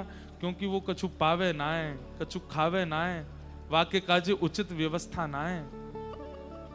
आप कोई व्यवस्था करो, और वह व्यवस्था से आज मंदिर को थाल लेकर के जाओ, और मंदिर की राजभोग की सामग्री भोरी को पवाए करके आओ। गोसाई जी महाराज तो अत्यंत प्रसन्न है। बोले ऐसी सखी, ऐसी कौन सी सहचरी आई जाकी प्रिया जी आज्ञा कर रही, हम भी दर्शन करके कृतार्थ होंगे। गोसाई जी सामग्री लेकर के गए, सेवा कुंज में विराजमान। बंधुओं, अब तो सीमित है सेवा कुंज, पर ये सब असीमित थे। निधिवन राज, सेवा कुंज, श्री गिरिराज जी, इनकी कोई सीमा निश्चित नहीं थी, असीमित है। यमुना जी आदि सब असीमित थे। भोरी सखी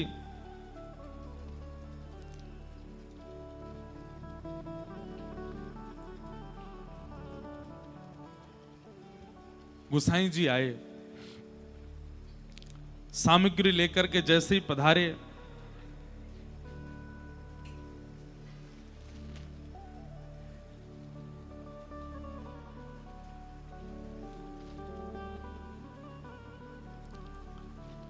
भोरी सखी दर्शन करके अरे जय हो गोसाई जी, प्रणाम, दंडवत प्रणाम करने लगे।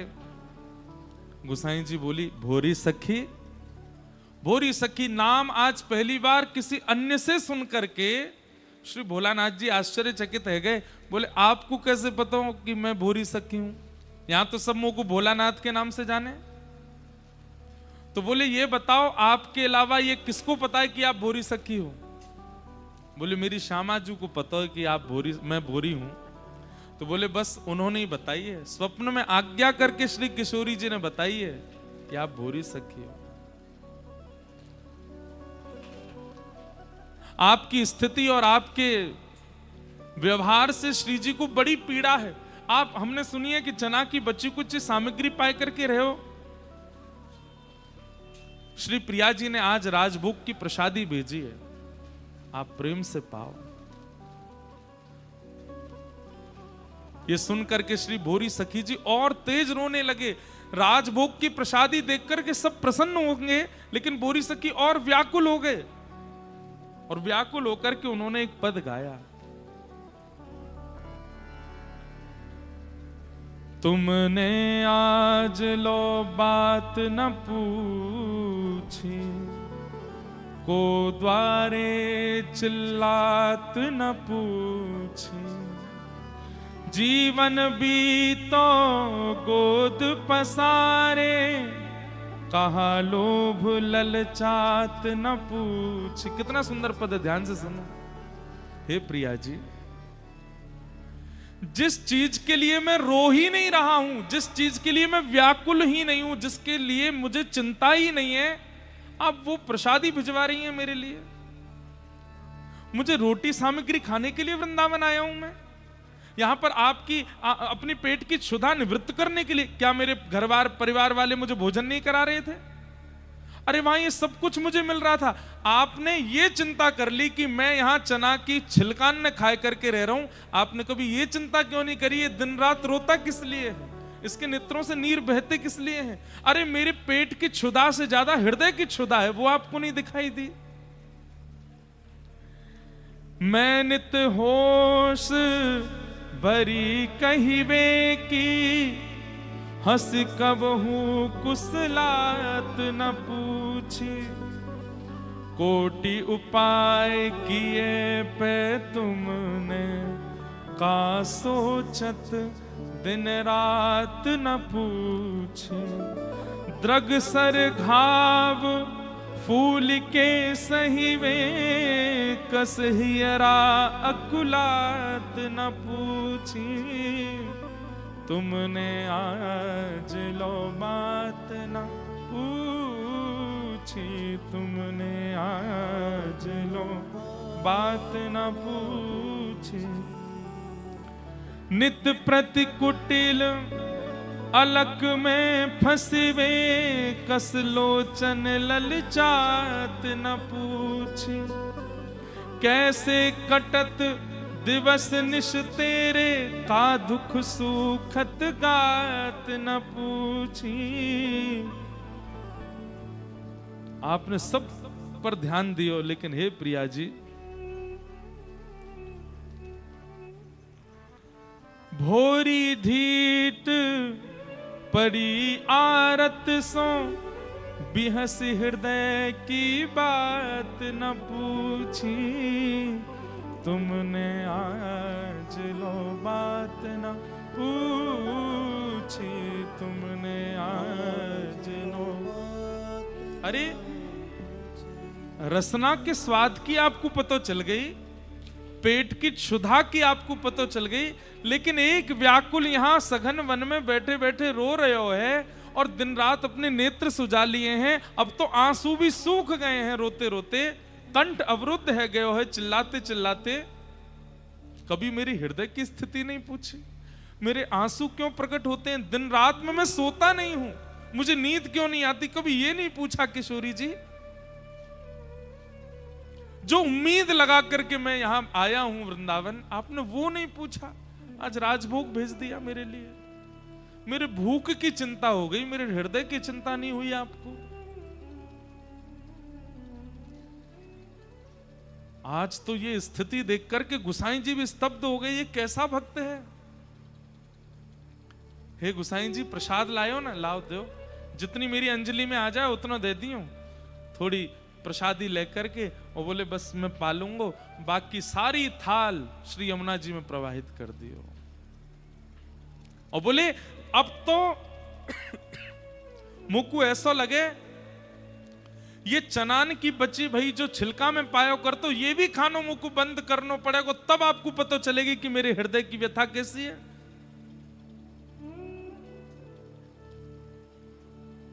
बंधुओं, गोसाई जी ने जाकर के बाहर एक से कहा, एक ने दो से कहा, दो ने चार से कहा, चार ने 15 से कहा, 15 ने 50 से कहा, 50 ने 150, 150 से 1000। अब तो ख्याति हो गई भोरी सखी,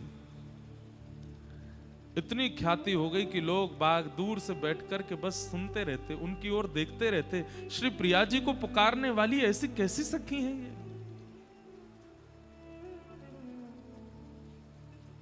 प्रिया जी से बस एक ही प्रार्थना करते हैं कि हे श्यामाजू, मुझे आपसे कछु नहीं चाहिए, बस मेरी एक ही इच्छा है, जे ही विधि तोहे अति प्यारी लगो, जे ही विधि तो ही अति लगो प्यारी, सो गुण तैसी रहने दीजिए करुणा कर निहारे। मैं आपको और प्रिय लगूं, ऐसी मेरे अंदर स्थिति प्रकट कर दो हे प्रिया जी, हे करुणामयी। और मुझे आपसे कोई अभिलाषा नहीं है और कोई इच्छा नहीं है। एक दिन ये घटना सुनिएगा बंधुओं। भोरी सखी गई राधा वल्लभ जी के दर्शन करने के लिए, और आपकी स्थिति थी जहां पर बैठ करके आज भी समाज गायन होती है, वहीं खड़े होकर के एक खंभ की टेर लगा करके आप दर्शन करते। नेक नेक आगे खिसक आओ भैया।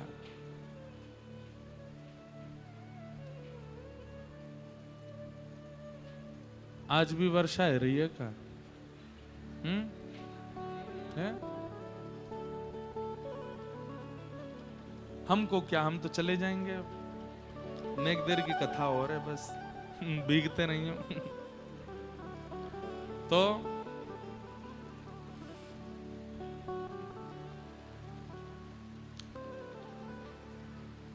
चारू कैसे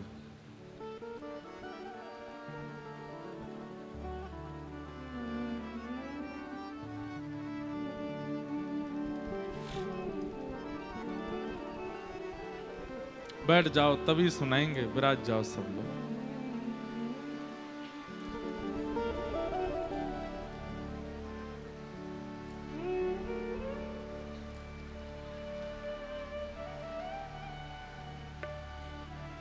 राधा वल्लभ जी के दर्शन करने के लिए गई भोरी सखी, और उस दिन होली थी। होली का उत्सव चल रहा था श्री राधा वल्लभ जी के मंदिर में। आज भी आप लोग अनुभव दर्शन करते हैं कि हमारे सब गोस्वामी जन बड़ी बड़ी पिचकारी लेमें और तेसू के फूल केसर की जो सुंदर कींच बने वाकू लेमे पिचकारी में और भर के महाराज एक दूसरे इन पर सब राधा वल्लभ जी के गरो गृहसी सबन पर पिचकारी चला में। दर्शन करते करते श्री राधा वल्लभ जी का भोरी सखी जी इतने भाव में निमग्न हो गए कि आपको अपनी सुध नहीं थी, और जैसे ये खंभ है ऐसे खंभ से सिर लगा करके आप नेत्रन में राधा वल्लभ जी को बसा करके और वहीं दर्शन कर रहे थे। तभी पुजारी जी तो सब पे ही पुचकारी मार रहे थे, तो पुचकारी की धार ऐसी पड़ी कि सीधे भोरी सखी जी के कान के पर्दा में जाकर के पर्दा फाड़ दियो और भीतर प्रविष्ट कर गए। रक्त की धार निकल पड़ी कानन से, लेकिन आपको पता ही नहीं। बंधुओं, एक बात बताऊं, इसको अन्यथा मत लीजिएगा। ठाकुर जी अपने उत्सवों में जाकी अत्यंत पीड़ा को हरण करना चाहे ना, जैसे पीड़ा हमारे पूर्व के प्रारब्ध जो होते हैं वो जीवन में हम भोग लेते हैं, उससे वो नष्ट होते हैं। हमने पूर्व में जो किया कल मैं भोग लूंगा, परसों में भोग लूंगा, लेकिन ठाकुर जी की पीड़ा, ठाकुर जी के उत्सव, ठाकुर जी की कथा, ठाकुर जी की लीला, ठाकुर जी की स्थिति में अगर हमें कोई पीड़ा हो जाती है तो उससे आगे के आने वाले जितने भी आर्त हैं ठाकुर जी उनको समाप्त कर देते हैं। भोरी सखी के जीवन में अभी बहुत कष्ट और बहुत पीड़ाएं आगे आने वाली थी, लेकिन पुजारी जी के द्वारा वो पिचकारी चलाई गई और वो कान में पड़ी, ऐसी रक्त की धार निकलने लगी उनके कान से।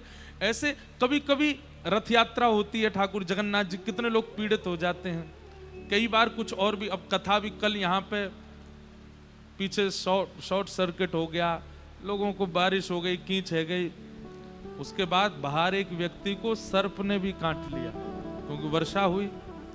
भगवान की कृपा से वो अब स्वस्थ हैं, तो उनको ले गए थे फिर। पर मन में विचार आया था कल रात में ही कि कई बार उत्सवों में भी कई लोगों को पीड़ा हो जाती है। उस पीड़ा का क्या रूप है? ठाकुर जी नाराज है? नहीं है। नाराज होते तो आप आ ही नहीं पाओगे। ठाकुर जी की नाराजगी बताएं क्या होती है? जो चाहोगे खाने को मिल जाएगा, जो चाहोगे पहनने को मिल जाएगा, जहां चाहोगे जाने को मिल जाएगा, जिससे चाहोगे संबंध मिल जाएगा, जिस जगह घूमना चाहोगे, जितनी इच्छा करोगे उतने धन मिल जाएंगे। समझ जाओ ठाकुर जी नाराज हैं। आप जो चाह रहे हो सब दे रहे हैं, लेकिन ठाकुर जी की नाराजगी नहीं है, प्रसन्न है। तो आप चाह रहे हो, हे नाथ हमारा ये काम बन जाए, नहीं होने देंगे। ये काम बिगड़ेगा, ये काम रुकेगा, या तो संबंध नहीं बनेगा, ये छूटेगा, वो छूटेगा, और महाराज पीड़ा देते ही रहेंगे, कछु ना कछु करते ही रहेंगे। उत्सव में बुला करके घेर देंगे, उत्सव में बुलाए करके बैठन नहीं देंगे, कोई तो गाड़ी डरवा देंगे, कोई तो कोहनी पड़वा देंगे। समझ जाओ ठाकुर जी राजी हैं, ठाकुर जी खुश हैं, प्रसन्न है। भोरी सखी के कान में ऐसी पिचकारी पड़ी कि पर्दा फट गया। उनने ताली बजाई जो बेचारे उत्सव में पीड़ित है जाए। तो उनको तो पता ही नहीं चला, किसी और ने बताया, अरे भोलानाथ जी आपके कान से तो बहुत खून निकल रहा है। पता नहीं पर्दा फटने पर कितनी पीड़ा होती है। अब ये तो जाको फटो होगा भाई, ये पता होगी, पर हमारे कान में जल चला जाए, एक बिंदु भी गिर जाती है तो हम पीड़ित होकर के व्याकुल हो जाते हैं। पर्दा फट गया कान का, भोलानाथ जी को पता ही नहीं। किसी ने कपड़ा लगाया, किसी ने कुछ किया, भैया मुंह दर्द ना है रो, ऐसे ही कछु लग गया होगा, छोड़ो। वापस आकर के सेवा कुंज आकर इस कान से अब सुनाई नहीं देता उनको। धीरे धीरे धीरे धीरे वो घाव बढ़ता चला गया, बढ़ते बढ़ते बढ़ते उसमें कीड़े पड़ गए। कभी कभी कीड़े निकलते हुए दिखाई देते। लोग बागों की भीड़ तो होने लगी थी भोलानाथ जी के पास। किसी ने गौर किया, बोले इनका कान इतना सूज गया, इतना बड़ा हो गया और ये पूरा नीला पड़ गया है यहां से, उसमें से कीड़े वीड़े कभी कभी निकलते हैं।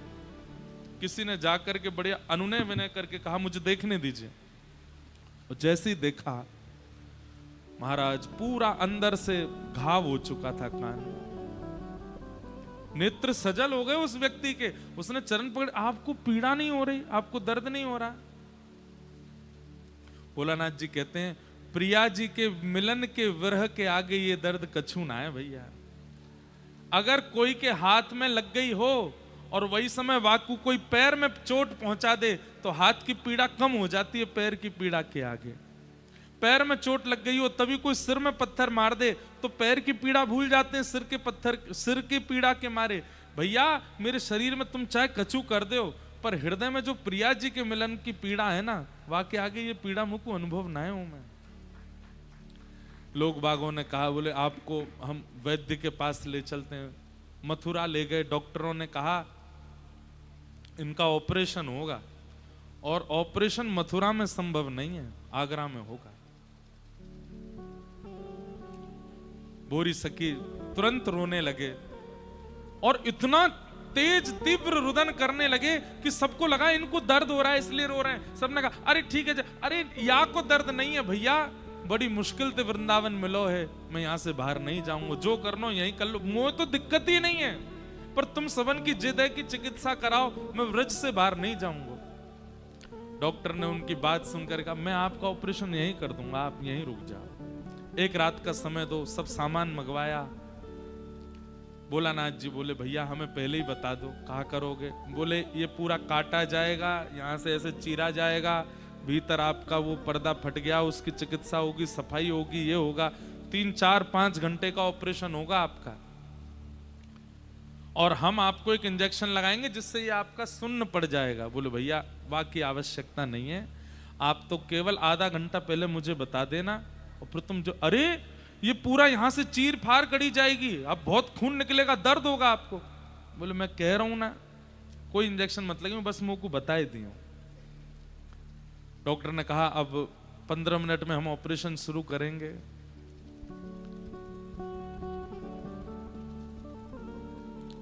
भोरी सखी जी तुरंत नेत्र बंद करके अपनी प्रिया जी को याद करती हैं और हा राधे प्राण चले जई हैं, हा श्यामा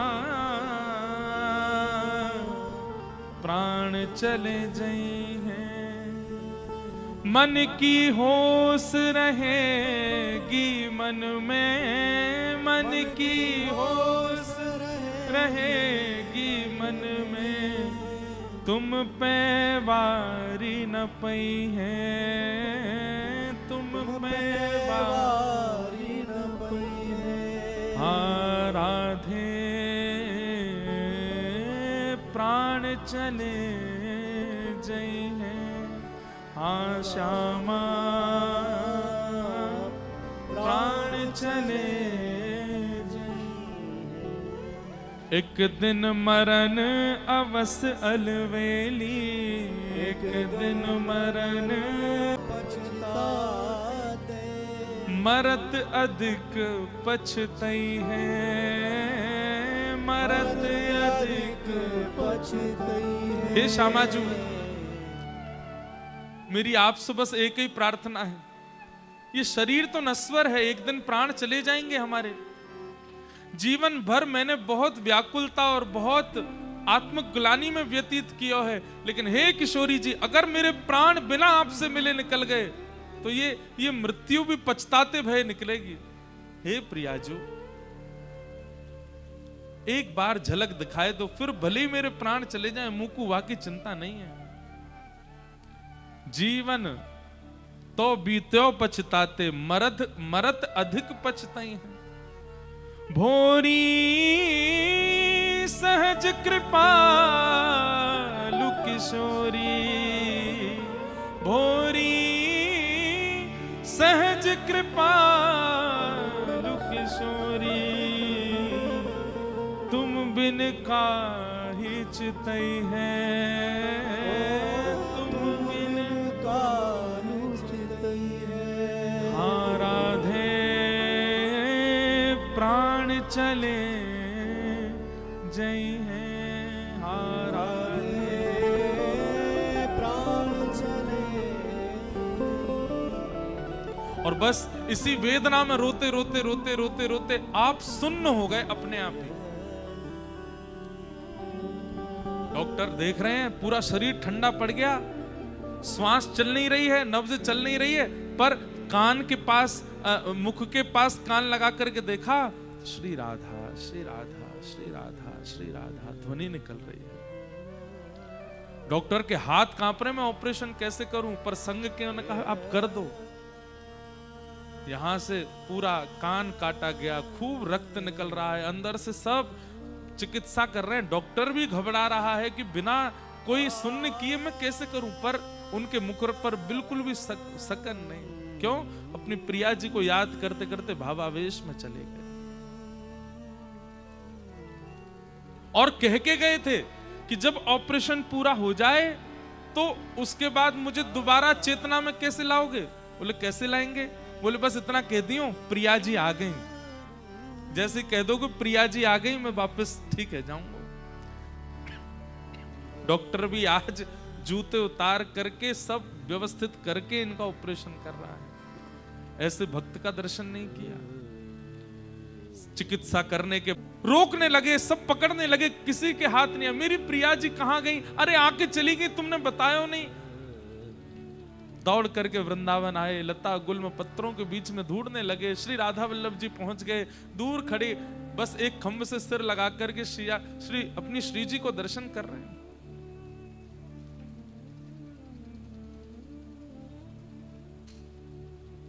ऐसे भोरी सखी बीमारी फैल जाती है, एक बीमारी फैल जाती है, एक से दूसरे में हो जाती है। भोरी सखी का विरह ऐसा था कि कोई बस स्वर सुन भर ले, देखे ना भोरी सखी को, स्वर सुनने मात्र से उसके चित्त में वह विरह प्रकट हो जाता था। और ब्रजवासी जन भी रुदन करते रहते थे। बंधुओं, ये बात जानकर के आपको अति आश्चर्य होगा कि भोरी सखी जी का कुल आयु काल कितना था, कि भोरी सखी जी का कुल आयु काल कितना था। केवल 82 में श्री प्रिया जी का ऐसा विरह इनको है।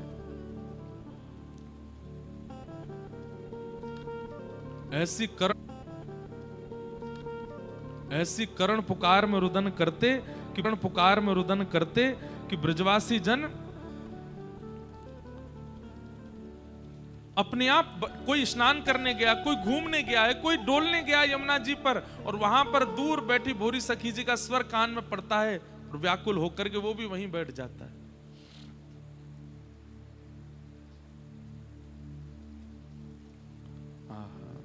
भोरी सखी गाती, नैना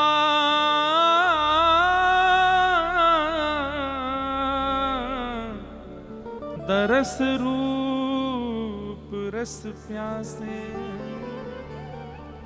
नैना दरस रूप रस प्यासे, कबहु नैन भरी द्रूप दिखावो, कबही नैन भरी रूप दिखावो, अब न और तरसावो, अब न और तरसावो। मृदु मुस्कान मनोहर आनन, मृदु मुस्कान मनोहर आनन, तनिक तनिक दर्शावो, तनिक तनिक। हे प्रिया जी, आपकी वो मुस्कान, कैसे आप रास विहार करते करते मधुर मुस्काती हैं, जिसको देख करके श्री श्याम जी आपकी बलैया लेने लगते हैं। मैं ये नहीं कहती कि आप नैना दरस रूप रस प्यासे, नैना दरस रूप रस प्यासे, अब ना और तरसावो, अब ना और तरसावो। बस व्याकुल होकर के रुदन करते रहते हैं, हे प्रिया जी अब बस कृपा करो, अब सहन नहीं होता। अब तो स्थिति ये हो गई बंधुओं कि भोरी सखी के भाव से सब ब्रजवासी राधा वल्लभ जी जाते हैं और श्री प्रिया जी से जाकर के प्रार्थना करते हैं, हे किशोरी जी भोरी पे कृपा करो, भोलानाथ पे कृपा करो, वो प्राण त्याग देगो काउदना। एक स्थिति तो ऐसी आ गई कि राधा वल्लभ जी मंदिर में, मंदिर के गर्भगृह के पास से और पीछे तक जितने दर्शनार्थी आते हैं सब केवल भोरी सखी पर कृपा करो, हम पे मत करो, हे प्रिया जी भोरी पे कृपा करो, भोरी को दर्शन दो। बंधुओं, श्री प्रिया जी ब्रजवासी अगर प्रार्थना कर दे ना प्रिया जी से, लाडली जी से, ब्रजवासी अगर कोई वैष्णव के प्रति संकेत कर दे ना, या पे कृपा करो, तो श्री लाडली जी वाक्य सब दोषन को भुला करके स्वीकार कर लें, और कोई व्यक्ति दोषयुक्त है ही नहीं, वाक्य तो हृदय से लगा लेंगे प्रिया जी। इतने ब्रजवासी जन आकर के सब प्रार्थना कर रहे हैं, हे किशोरी जी, हे श्यामा जी भोरी पे कृपा करो। आप लोगों के मन में एक प्रश्न आ सकता है कि श्री प्रिया जी इतनी कोमल हैं तो फिर इतना विरह क्यों दे रही हैं भोरी सखी को। बंधुओं, कई बार किसी की स्थिति कई लोगों को संकेत कराने के लिए और कई लोगों को उस मार्ग में पहुंचाने के लिए करी जाती है। भोरी सखी क्यों तो प्रिया जी तैयार बैठी, मैं दौड़ के जाऊं या कोई हृदय से लगा लूं, लेकिन ठाकुर जी रोक रहे हैं, नहीं प्रिया जी, इनकी स्थिति, इनके भाव, इनका चरित्र आगे चल करके ना जाने कितने जीवों का उद्धार करेगा। विशेष रूप से राधा वल्लभी परंपरा के जितने भी वैष्णव हैं, भोरी सखी के पद गा करके, सुन करके, सुना करके अपने भक्ति भाव को पुष्ट करेंगे। इसलिए अभी कुछ दिन इनका विरह व्याप्त होने दो, तो ताकि इससे अनेकों को प्रेरणा मिल सके। इसलिए प्रिया जी रुकी। लेकिन आज ब्रजवासियों ने जाकर के जब किशोरी जी से प्रार्थना करी, आज प्रिया जी स्वयं को रोक नहीं पाई और श्री यमुना पुलिन पर विलाप कर रहे हैं, रो रहे हैं। श्री भोरी सखी प्रार्थना कर रही हैं, हे प्रिया जी अब तो रूप दर्शाओ। उसी समय क्या दर्शन करते हैं, सुंदर निकुंज में से चवर डोराती भई श्री ललिता जी प्रकट है रही हैं, पंखा जलती भई श्री विशाखा जी प्रकट है रही हैं। एक एक करके सब सखियां आती जा रही हैं, भोरी सखी को सब दिख रहे हैं, नेत्र सूज गए हैं रोते रोते प्रिया जी के विरह में, और सब सखियां मंद मंद मुस्काती भई श्री भोरी सखी को देख रही हैं। और तभी वह निकुंज में से आहा कंदर्प दर्प सबको अपने ऊपर मोहित करने वाली श्री प्रिया जी प्रकट हो गई। और जैसे प्रिया जी को अपने समीप आते हुए भोरी सखी देखते हैं, श्याम सुंदर के अश्रु बिंदु ही तो हैं। आहा, देखते रह गए उस रूप माधुरी को। प्रिया जी समीप आकर के बैठी, चारों ओर से सखीन ने घेर ली है। प्रिया जी ने आकर के पहले तो अपनो वर्द हस्त भूरी सखी के सिर पर पधरायो। कायकू रोवे, कायकू इतनो विरह करे, मैं तो सो दूर थोड़े ही हूं, मैं तो तेरे समीप ही हूं। हे प्रियाजू, अब बस एक बार हृदय से लगा लो। प्रिया जी भी घुटने पर बैठ गई और भोरी सखी को जैसे ही अपने अंक में भरो है, जय जयकार है लगी, पुष्प वर्षा करने लगी सब सखियां। आज वृंदावन की यमुना तट पर एक अद्भुत मनोरम दृश्य प्रकट भयो, जाकू देख करके आकाश में जितने भी देवी देवता हैं वे भी भाग्य मना रहे हैं। अरे भोरी सखी, तेरे कैसे भाग्य, या भयाभय कलिकाल में तेने प्रिया जी को प्राप्त कर लियो। भोरी अब रोवे मत, चल तो को निकुंज में ले चले। और सब सखियों के साथ अपनो हाथ भोरी सखी के कंधा पे पधरा करके श्री प्रियाजू मंद मंद चलती भई भोरी सखी जी को निकुंज में लेकर के प्रविष्ट हो गए। बोलो वृषभानु दुलारी की, श्यामा प्यारी की, श्री राधा वल्लभ लाल की, वृंदावन धाम की, गिरिराज धरण की, श्याम सुंदर श्री यमुने महारानी की जय। जय श्री